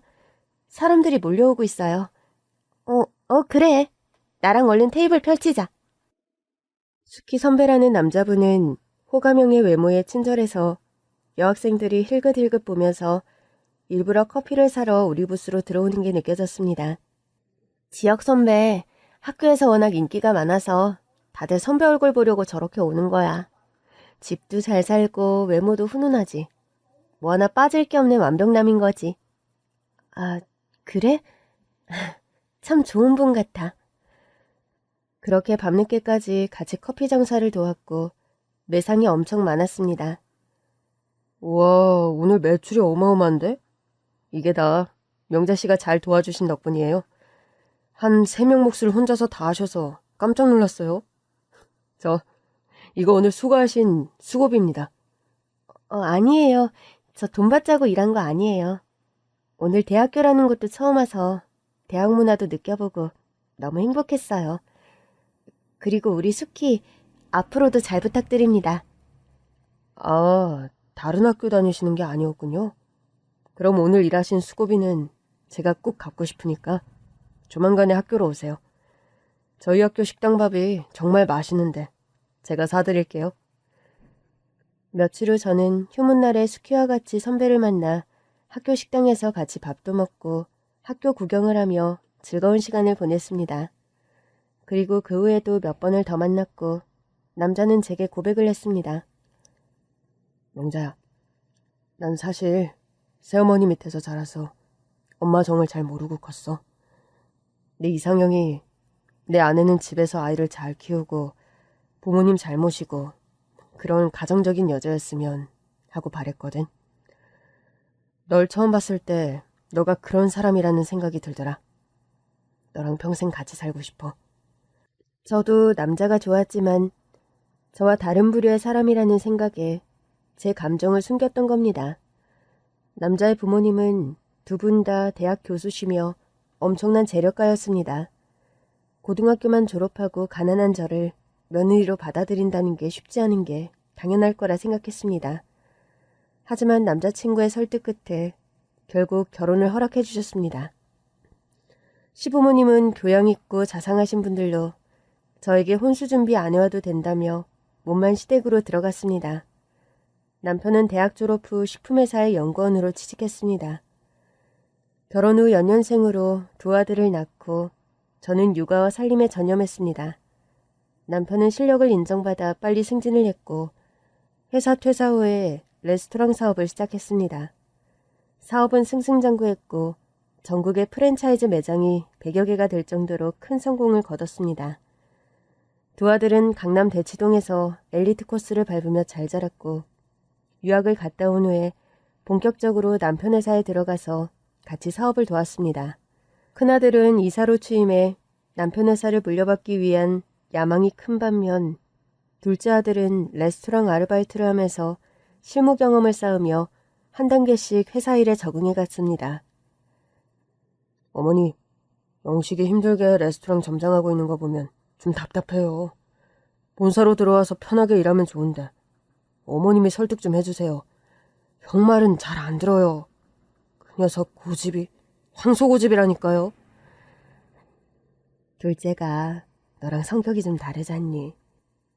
유학 가서도 아르바이트 하면서 학비 벌고 전 세계 다니면서 난민들 봉사활동하고 그애만의 삶이 있는 것 같아. 그래도 겨우 설득해서 회사에 들어오게 한 거라. 그냥 지켜보자고. 그러게요. 평생 봉사하러 다닌다는 거 얼마나 설득했어요. 아버지 회사에서 일한다고 한 것만으로도 기적이죠. 난 너희들만 보면 밥 안 먹어도 배부르고 얼마나 든든한지 몰라. 엄마는 이제 하나밖에 바라는 게 없어. 좋은 배필 만나서 안정적인 가정 꾸렸으면 좋겠어. 사귀는 사람 없니? 일할 시간도 빠듯한데 여자 만날 시간이 어딨어요? 그래도 엄마가 그렇게 바라시면 노력해 볼게요. 얼마 후 큰아들은 맞선을 봐서 재력가 집안의 여자와 결혼을 했습니다. 음악을 하는 큰며느리는 결혼 후에도 해외며 지방 공연을 다니느라 집에 있는 시간이 거의 없었습니다.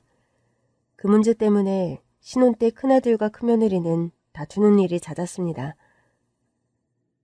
당신 이제 유부녀야. 공연도 좋지만 가정을 생각해야 될 거 아니야. 일주일에 3, 4일은 출장이라는 게 말이 돼? 영훈씨, 집안일은 가정부 아줌마가 알아서 잘해주시고 어머니께 꼬박꼬박 용돈 보내드리잖아요. 저 결혼할 때 음악하는 거 계속 지원해주기로 약속한 거 잊으셨어요?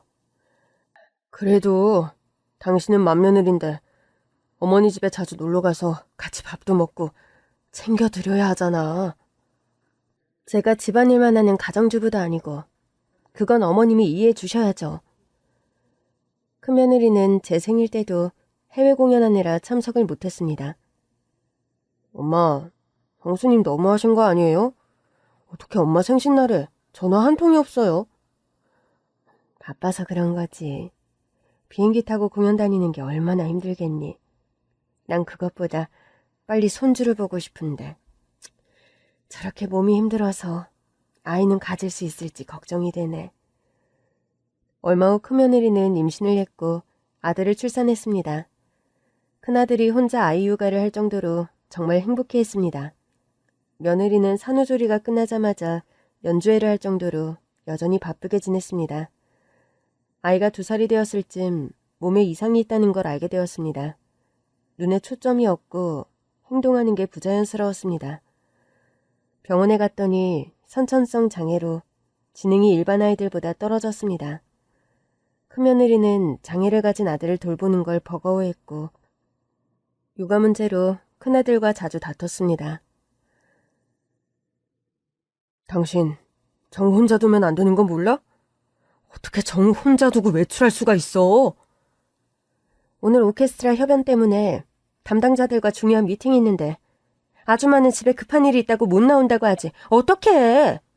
그 공연 준비하느라 내가 몇 달을 공들인 건데. 정우 몇 시간 혼자 있다고 별일 있는 거 아니잖아. 집안에 홈캠 설치해놔서 휴대폰으로 계속 지켜보고 있는데 뭐가 걱정이야? 뭐? 그게 엄마가 할 소리야? 정우 혼자선 화장실도 못 가는 애라고. 미팅을 다른 날짜로 연기했었어야지. 저린 게 얼마나 무서웠겠어. 행여나 모르고 가스불이라도 켰으면 어쩔 뻔했어. 당신 이럴 거면 음악 그만둬. 정우 키우는 데만 집중해. 뭐? 나더러 살림만 하라고? 내가 살림하려고 6살 때부터 바이올린, 피아노, 첼로 배우면서 유학까지 가서 음악 배운 줄 알아? 나도 정우 잘 키우고 싶어. 그래서 시설에 맡기자고 했잖아. 왜 안 된다는 거야? 이제 정우 겨우 6살이야. 우리가 보듬고 키워야지. 남의 손에 맡겨져서 애가 안정적으로 잘 크겠어? 그럼 어머니한테 맡기면 되겠네. 어머니 정우라면 끔찍이 아끼시잖아. 됐다. 말을 말아야지. 한 번만 정우 혼자 두면 나 정말 가만 안 있어. 큰아들은 남편의 회사를 물려받아 회사 일로 정신없이 바빴고 며느리 또한 방송에 출연할 정도로 유명해져서 연주회로 집에 있는 시간이 거의 없을 정도였습니다. 남편은 회사를 물려주고 얼마 지나지 않아 암 선고를 받고 투병 중이라 저도 손주를 돌볼 여력이 안 되었습니다. 남편 병간호로 하루 종일 병원에 있어야 했거든요. 그러던 어느 날 손주 생일날이라 며느리가 손주를 데리고 백화점에 쇼핑을 갔습니다. 정우야, 여기는 사람들이 많아서 고함 지르거나 다른 사람한테 해코지하면 안 돼. 엄마 손 꼭 붙잡고 절대 놓으면 안 돼? 며느리가 손주를 데리고 가는데 마침 대학 동창을 우연히 만났습니다. 어머, 너 현주 맞지? 이게 몇 년 만이야. TV에서 너 봤어. 너 엄청 유명해졌던데? 아니야. 넌 어떻게 지내? 계속 음악해?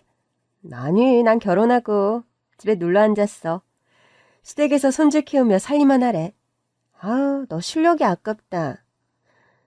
그렇게 친구와 얘기하는 동안 손주가 누가 인형을 가지고 가는 걸 보고 인형.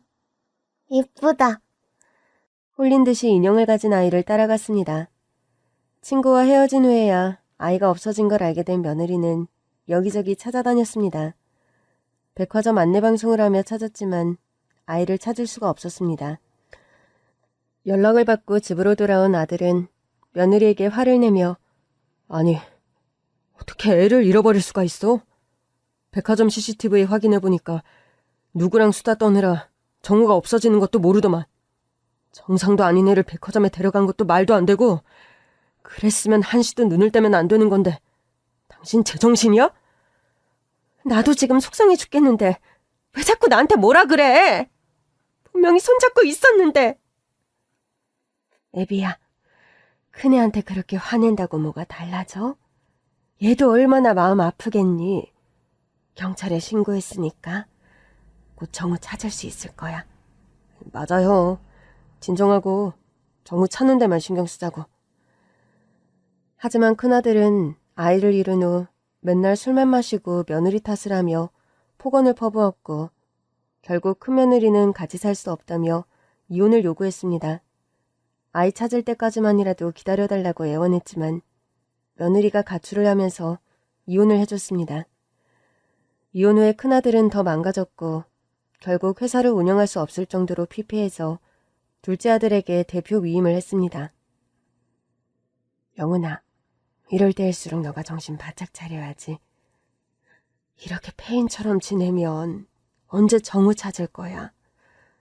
지난 몇 년 동안 방송이며 신문에 기사 내서 얼마나 정우 찾았는데 아무 소득이 없잖아요. 보상금 바라고 거짓 제보만 오고 지방에 가서 허탕 친 게 몇 번이었는데요. 저도 이제 지치네요, 어머니. 저 정말 너무 힘들어요. 자포자기한 큰아들을 보면 제 가슴이 찢어졌습니다. 둘째 아들은 형의 이혼을 보고 빨리 결혼을 해야겠다고 생각해서 사귀고 있는 여자를 데려왔습니다. 처음 뵙겠습니다. 장시연이라고 합니다. 그래요. 영식이가 사귀는 여자가 있는 줄 몰랐네. 엄마, 진작 인사드렸어야 했는데 형 일로 마음 복잡할 것 같아서 말 못했어. 시연이랑은 해외 봉사활동 다니면서 만났고 5년 동안 사귀고 있었어. 더 결혼 늦출 것 없이 식 올리려고. 우리 아들 연애도 못하는 쓱맥인 줄 알았더니만 아니었네. 나야 너희들 빨리 결혼하면 좋지. 시연이라고 했지? 우리 영식이 잘 부탁해요. 저 영식 씨 많이 좋아해요. 영식 씨가 어머니와 형 얘기를 많이 해서 저도 빨리 만나 뵙고 싶었어요. 저 살림이며 부족한 거 많지만 어머님이 잘 가르쳐주세요. 둘째 며느리는 어릴 때 부모님을 여의고 미국인인 양부모에게 입양이 되었습니다. 큰 식당을 여러 개 운영하고 계신 재력가로 며느리를 친딸처럼 아낌없이 사랑해주며 지원을 아끼지 않았습니다. 며느리는 대학교와 대학원을 졸업한 후 한국 대기업의 미국 지사에 입사했습니다. 미국에서 1년간 근무 후 한국으로 발령이 나서 둘째 아들과 연락하고 지내며 가까워지게 되었습니다. 결혼식은 한국과 미국에서 2번 치렀고 며느리의 양부모님은 딸을 시집 보내는 여느 부모님처럼 눈물을 지어 보였습니다. 저는 서툰 영어로 며느리를 딸처럼 잘 키우겠다고 약속했습니다. 신혼집은 아들 회사 근처에 있는 아파트를 구했습니다. 며느리는 직장을 다니면서도 퇴근 후엔 집에 들러 같이 저녁도 먹고 살갑게 지냈습니다. 어머니, 저 오늘 어머님이 해주신 된장찌개가 하루 종일 생각나서 일을 못하겠더라고요. 저 밥 얻어먹으러 왔어요. 좋은 음식, 비싼 음식도 많은데 그게 생각났어? 얼른 해줄 테니까 잠깐만 기다려. 네, 어머니. 대신 설거지는 제가 할 테니까 절대 손대지 마세요. 아주버니는 요즘 어떠세요? 식사는 잘하세요? 맨날 그렇지. 방에만 있고 거실에 잘 나오지도 않아. 저러다 뭔 일 나는 건 아닌지 속상해 죽겠어. 그렇게 똑똑하고 자신감 넘치던 애였는데 저렇게 자포자기한 거 보면 억장이 무너져. 그나저나 넌 미국에 계신 부모님 안 보고 싶니? 너무 보고 싶죠. 매일 영상통화하니까 그나마 다행이에요. 안 그래도 이번에 부서 이동이 있었는데 마침 해외 마케팅부로 발령이 났어요. 잘 됐네. 미국에 가면 부모님 집에서 지내면 되겠네. 어머니, 저 사실은 제가 어린 나이에 고아가 되면서 빨리 아이 낳고 안정적인 가정을 꾸리는 게 어릴 때부터 꿈이었거든요. 그래서 안 그래도 영식 씨한테 빨리 아이를 가지자고 했는데 아주버님 때문에 조금만 기다려달라고 하더라고요. 혹시 제가 모르는 무슨 이유가 있나요? 너한테는 미처 말을 못했는데 큰애가 저렇게 사람들과 얘기도 안 하고 지낸 게 이유가 있어. 아들 하나가 있었는데 그만 며느리가 외출했다가 잃어버렸거든. 그 후로 둘도 갈라서고 지금까지 아이를 찾고 있어.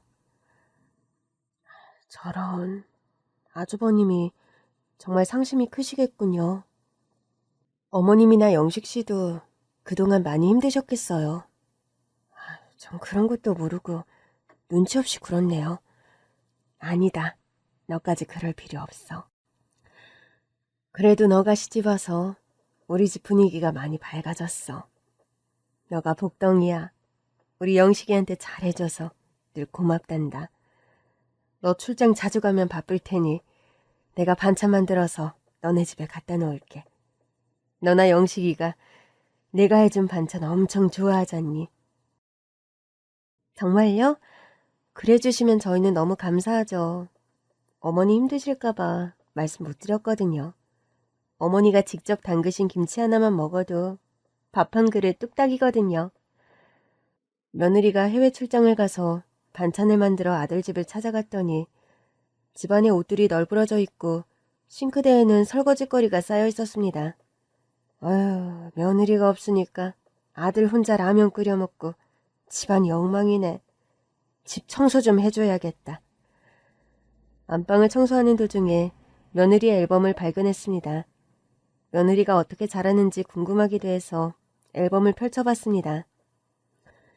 거기에는 며느리가 어릴 때 양부모님과 같이 찍은 사진과 학창시절, 대학시절 사진까지 있었습니다. 그리고 해외 봉사활동하면서 아들과 찍은 사진도 있더라고요. 아들과의 연애 사진을 보는데 흐뭇해지더라고요. 그렇게 앨범을 넘기다가 한 사진을 보고 심장이 멈추는 듯 했습니다. 아니, 이 사람이 왜 며느리랑 같이 있지? 하며 내가 지목한 사람을 아느냐고 며느리에게 묻는 순간 온 집안이 발칵 뒤집혔습니다. 며느리 옆에 있던 사람은 큰아들의 잃어버린 아들이었습니다. 당시 6살이었던 손주와 며느리가 나란히 찍은 사진이었던 겁니다. 며느리가 귀국하고 나서 큰아들, 둘째 아들 다 같이 모였습니다.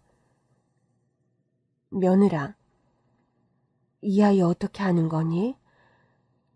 제가 그동안 보육원 봉사활동도 같이 했는데 한 보육원에 갔다가 만난 아이예요. 처음 봤을 때 행동이 일반 아이들과 다르다는 걸 알게 되었고 유난히 마음이 쓰였던 아이였어요. 며느리는 아이를 처음 만났을 때 얘기를 꺼냈습니다.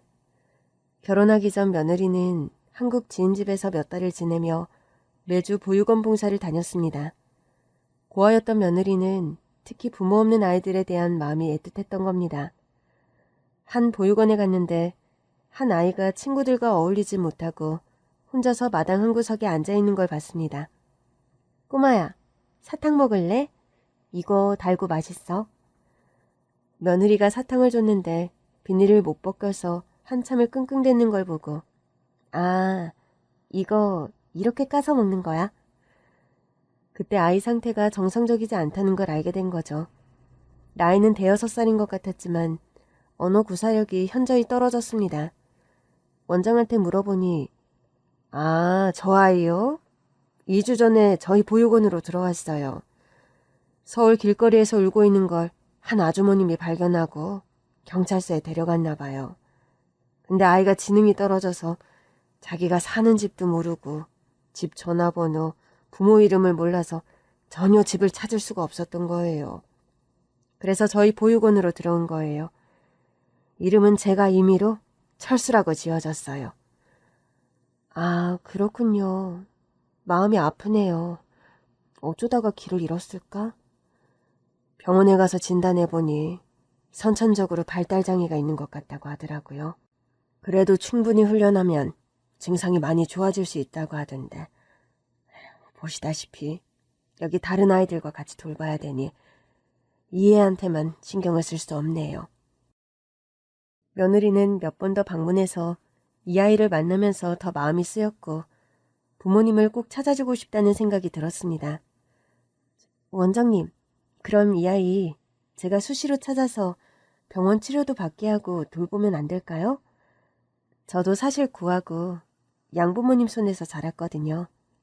그래서인지 더 마음이 쓰이네요. 아유, 그렇게 해주면야 저야 고맙죠. 며느리는 일주일에 2-3번씩 보육원을 찾아 아이와 맛있는 것도 먹으러 가고 병원에 다니면서 언어와 행동 치료를 시작했습니다. 철수야, 우리 이제 자주 볼 거야.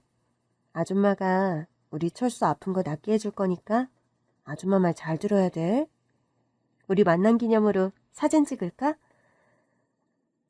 며느리는 원장님께 부탁해서 휴대폰으로 아이와 사진을 찍었습니다.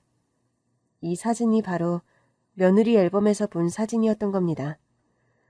통원 치료를 하다가 아이를 병원에 입원시켜서 몇 년 동안 치료에 전념했습니다.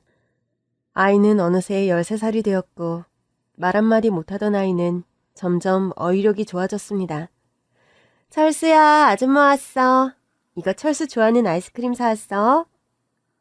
아이스크림 맛있어. 이거 먹고 아줌마랑 한글 공부하자. 며느리는 직접 아이에게 한글과 숫자를 가르쳐주기도 했습니다. 철수야, 철수 엄마 아빠 이름 몰라? 엄마 아빠 이름 알면 부모님 찾을 수 있는데 잘 기억해 볼래? 기억 안 나요. 백화점에 갔는데 엄마가 안 보여요. 무서워서 울었어요. 괴로우면 기억 안 떠올려도 돼. 며느리는 좀 더 좋은 병원에서 아이를 치료하기 위해 원장님의 동의를 받고 며느리 양부모님이 계시는 곳에 아이를 맡겼습니다. 며느리 양부모님은 아이 교육과 병원 치료를 기꺼이 맡아주셨습니다. 얘기가 끝나자 큰아들이 재수씨, 그럼 우리 정우 지금 어디에 있는 거예요? 미국에 계신 저희 부모님이 맡아서 돌봐주고 계세요. 철수 이름이 정우였군요. 정말 믿어지지가 않아요. 제가 철수 부모님 찾으려고 백방으로 알아봐도 못 찾았는데 아주버님이 철수 아빠라니 정말 이게 꿈인지 생신지 아직 실감이 안 나요. 나도 사진 봤을 때 그냥 닮은 애인가 싶었어. 근데 아이가 백화점에서 엄마 잃어버린 걸 기억하는 걸 보니 정말 우리 손주가 맞구나 싶어. 정우가 6살 때는 말 한마디 못했었는데 이젠 말도 할 수 있다는 거지? 아유, 빨리 우리 강아지 보고 싶어. 어머니, 아주버님, 제가 부모님과 통화해서 정우 한국으로 빨리 올 수 있게 할게요. 정우도 너무 갑작스럽게 가족들 만나면 놀랄 수 있으니까 천천히 친해져야 할 것 같아요. 정우가 아직 정신연령은 6살밖에 안 되어서 자극을 주면 안 된다고 하더라고요. 재수씨, 제가 7년 전에 잃어버린 아들이 지금 내 눈앞에 나타났는데 한시라도 빨리 보고 싶어요. 지금 당장 비행기 타고 미국에 가고 싶은 마음이라고요. 형, 시연이 말대로 너무 급하게 서두르지 말고 정우 병원 치료 받고 있다니까 경과를 보고 만나는 게 좋을 것 같아. 정우가 형을 못 알아볼 수도 있잖아. 천천히 정우의 기억을 찾는 게 중요한 것 같아. 며느라, 그럼 사돈분들과 통화해서 먼저 설명을 해드려. 그토록 그리워하고 찾았던 손주를 곧 만날 수 있다니 정말 믿어지지가 않았습니다. 정우 소식을 듣게 된 큰아들은 이때부터 180도 달라졌습니다. 정우에게 멋진 아빠 모습을 보여주려 다시 예전의 모습으로 돌아갔습니다. 어릴 때 정우가 쓰던 방을 그대로 뒀던 아들은 정우가 가지고 놀았던 장난감과 좋아하던 인형, 어릴 때 입었던 옷을 챙겼습니다. 어머니, 정우 만날 때 이거 보여주면 정우가 예전 기억이 나지 않을까요?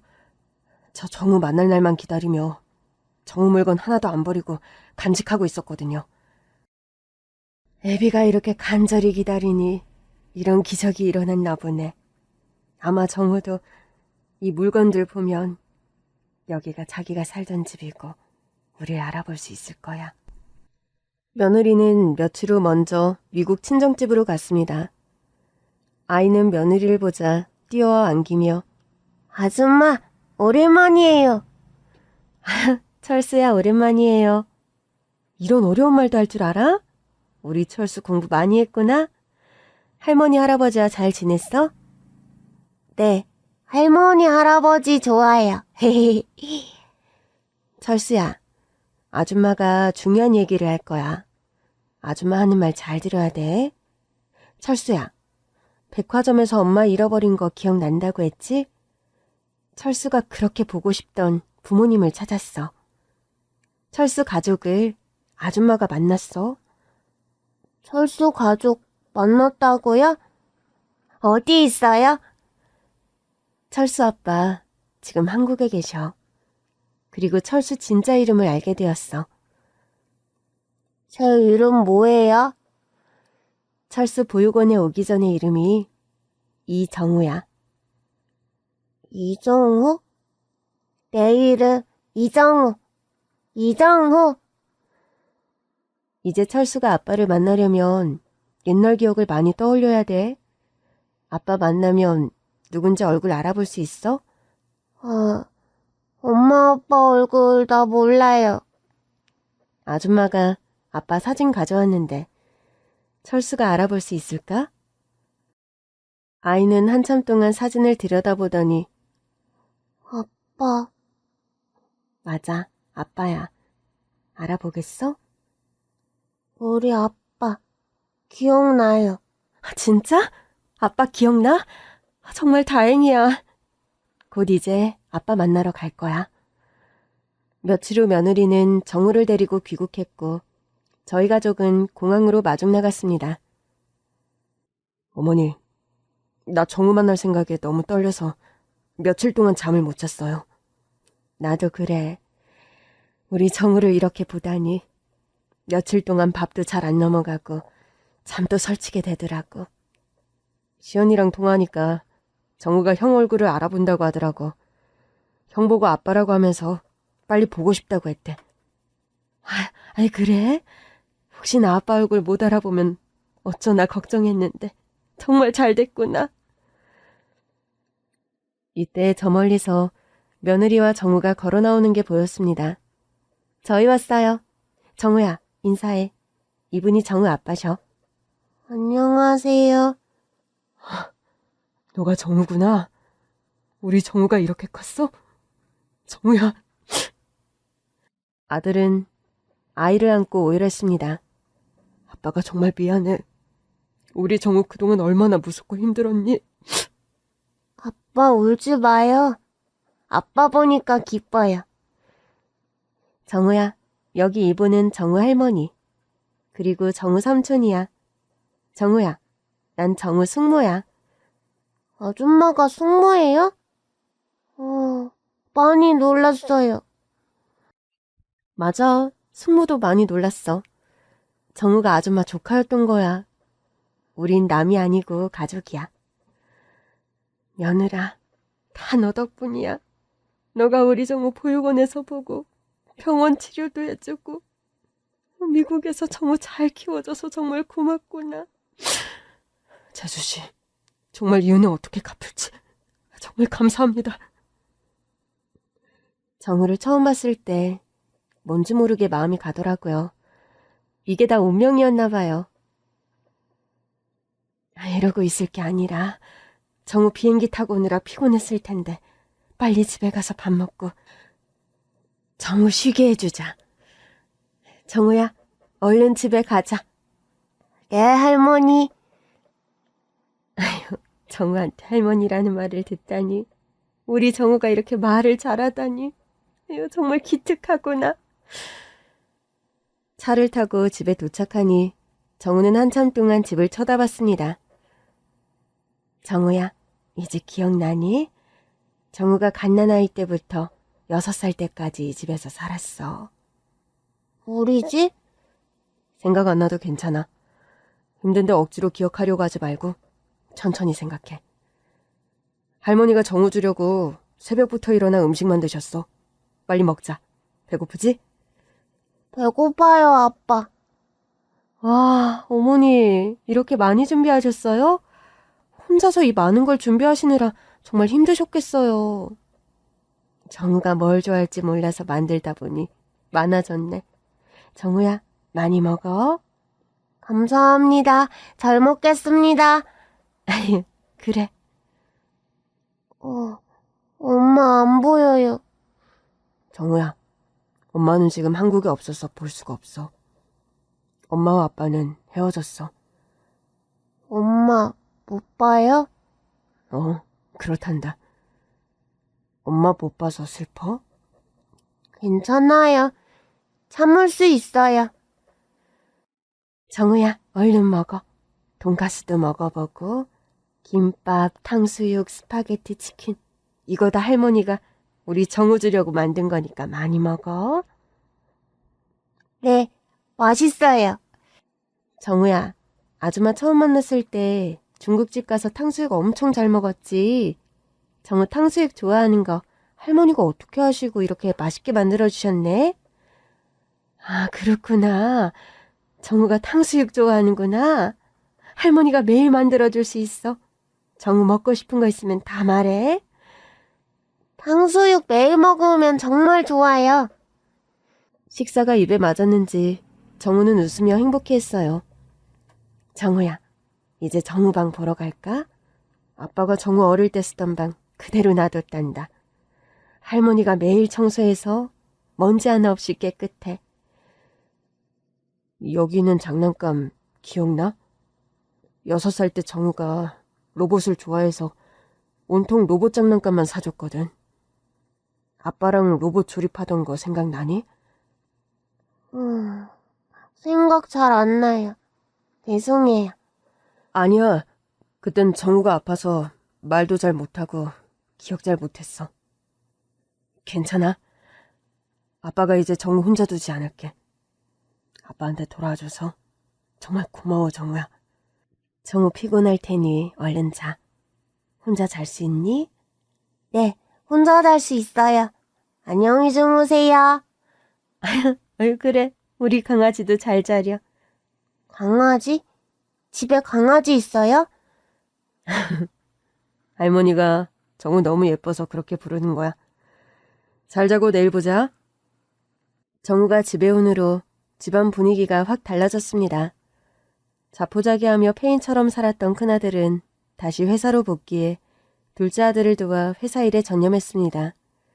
일하면서도 수시로 정우한테 전화를 걸어 정우야, 지금 뭐해?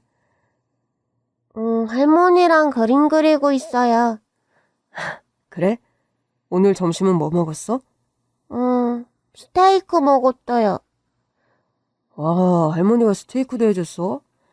아빠한테도 안 해줬는데 정우 좋아했겠구나? 맛있었어요. 아들, 아빠 오늘 일 끝나고 빨리 집에 갈게. 정우 좋아하는 피자 사갈게. 아빠, 빨리 오세요. 큰아들은 오로지 정우만 바라보며 살았습니다. 정우를 국내 최고의 시설을 자랑하는 특수학교에 입학시켰습니다. 그곳은 발달장애 전문의사와 심리치료, 언어치료, 행동치료 등 각각 분야별로 선생님이 교육을 해줘서 정우의 상태는 점점 호전됐습니다. 학교 선생님 말로는 정우가 남들과 다르게 음악적으로 뛰어나 한 번 들은 음악을 그대로 악보에 그릴 정도로 천재적인 재능을 가지고 있다고 합니다. 정우가 애미 닮아서 음악에 소질이 있나 보네. 그러고 보면 피는 못 속인다는 말이 딱 맞는구나. 그 사람이 정우 임신했을 때부터 태교도 피아노 치면서 했잖아요. 항상 집안에는 피아노며 바이올린 소리가 났으니까 정우가 그 영향을 받은 것 같아요. 정우가 좋아하는 음악을 시켜볼까 봐요. 그래, 정우 같은 아이들이 어떤 한 가지 분야에서 특출날 정도로 천재성을 발휘하는 경우가 있다잖아. 아무래도 정우도 그런 것 같아. 14살이 된 정우는 피아노 바이올린을 배우자마자 금세 습득하고 실력이 남달랐습니다. 정우는 틈틈이 집에서 피아노와 바이올린 연주를 해줬고 그럴 때마다 눈물이 났습니다. 아이한테 별 애정이 없던 나쁜 엄마이긴 했지만 그래도 엄마인데 정우가 얼마나 보고 싶을까요? 보고 싶지만 일부러 우리 앞에서는 안 보고 싶다며 참는 걸 알 수 있거든요. 그러던 어느 날 밤중에 외국에서 살고 있다는 며느리가 갑자기 집으로 들어왔습니다. 어머니, 우리 정우 어딨어요? 정우가 왔다면서요? 아니지, 너가 이 밤중에 무슨 일이야? 어떻게 정우 찾았으면서도 저한테 연락 한 번 안 줄 수가 있어요? 어머니, 제가 정우 엄마예요. 저한테 바로 알려줬었어야죠. 너 정우 엄마 자격 있다고 생각하니? 정우 갓난쟁이일 때도 공연하러 다닌다고 정우 챙겨주지도 않았잖아. 정우한테 별로 애정도 없고 정우 잃어버린 것도 넌데 우리가 왜 너한테 연락을 해야 되는 거니? 정우 잃어버리고 너무 괴로워서 음악 다 포기하려고 했었어요. 그러면서 얼마나 정우 찾아다녔는데요. 다시 정우 얼굴 본다면 이제 정우만 위해서 살자고 다짐했어요. 한 번만 정우 얼굴 보게 해달라고 매일 기도했어요. 저 엄마 자격 없는 건 누구보다 잘 알아요. 정우한테 너무 미안하고 이제 만회하고 싶어요. 정우 만나게 해주세요. 정말 부탁드립니다. 어머니. 이때 방문을 열고 큰아들이 나오며 아니 당신 여기가 어디라고 함부로 들어와? 여보, 우리 정우 한 번만 보게 해주세요. 얼굴만 보고 갈게요. 정우한테는 이미 엄마 아빠 헤어졌다고 말했어. 그러니 갑자기 나타나면 정우가 혼란스러울 거야. 그러니 그냥 돌아가. 지금 영국에서 지낸다는 얘긴 들었어. 정우를 찾았지만 당신하고는 상관없는 일이야. 영국으로 돌아가서 당신 하고 싶은 음악하고 그렇게 살아. 우린 이제 남남이야. 며느리는 통곡을 하며 정우 아빠, 나 이제 정우 위해서라면 음악 포기할 수 있어요. 이제 정우만 바라보고 살 거예요. 저 다시 정우 엄마로 살게 해주세요. 평생 정우 뒷바라지 하면서 좋은 엄마가 될게요. 예전과 확연히 달라진 며느리의 태도에 아들의 다쳤던 마음도 열렸고 결국 두 사람은 재결합을 했습니다. 며느리는 이제 공연은 안 하고 대학 교수로 임용되었습니다. 그리고 정우의 천부적인 재능을 알아보고 정우의 음악 선생님이 되어 레슨을 시작했습니다. 정우는 피아노 바이올린 중에 뭐가 좋아? 피아노가 좋아요. 엄마 생각에도 정우는 피아노에 더 소질이 있는 것 같아. 엄마도 피아노를 더 잘했거든. 엄마 피아노 연주 듣고 싶어요. 그러고 보니 항상 남들을 위해서만 연주했지. 우리 식구들 앞에서는 한 번도 연주를 안 했네. 우리 아들이 원한다면 밤새도록 연주해 줄 수 있어. 정우 앞이라 긴장되네. 큰며느리가 연주하는 피아노 소리는 온 집안에 울려 저와 아들도 그 소리에 이끌려 정우 방으로 갔습니다. 아들을 위해 연주하는 며느리의 표정이 더없이 행복해 보였고 그걸 바라보는 아들은 눈물을 글썽이는 게 보였습니다. 연주가 끝나자 와, 집에서 세계적인 피아니스트 연주를 듣다니 정말 영광인걸? 역시 당신 실력 죽지 않았어. 훌륭해. 언제 오셨어요? 아우, 민망하네요. 당신이 절 칭찬할 때도 있고 해가 서쪽에서 뜨겠어요. 아, 내가 그랬나? 당신 처음 봤을 때 하얀 원피스 입고 피아노 치는 모습에 첫눈에 반했었는데 그때 당신한테서 빛이 났었어. 전 당신이 제가 음악하는 걸 안 좋아하는 줄 알았어요. 그래서 신혼 때부터 삐걱거리고 당신하고 많이 부딪혔잖아요. 당신 멋진 여자야. 근데 그때는 당신이 집안일에 너무 관심이 없는 것 같아서 나도 좀 비뚤어져서 괜히 당신한테 싫은 소리하고 심술냈던 것 같아. 그땐 정말 미안했어. 우리 정우 때문에 요즘 엄마 아빠 사이 많이 좋아졌어. 그렇지, 정우야? 엄마 아빠 서로 많이 좋아해요. 정우 때문에 갈라섰던 큰아들네는 다시 정우가 오면서 예전보다 더 사이가 좋아졌습니다. 특히 정우는 둘째 며느리를 잘 따랐고 회사 마치면 둘째 며느리는 저희 집으로 퇴근하는 날이 많았습니다. 정우야, 승무 왔다. 형님, 저 왔어요. 동서 왔어? 정우가 동서 언제 오냐고 아까부터 계속 기다리더라고. 승모, 보고 싶었어요. 어제 봤는데 또 보고 싶어? 아줌마가 정우 승모가 되어서 너무 좋아요. 그래, 나도 너무 좋아. 정우 엄마랑 피아노 연습 많이 했어? 네, 저 앞으로 엄마처럼 훌륭한 피아니스트 될 거예요. 와, 정말? 우리 정우 꼭 그렇게 될 거야.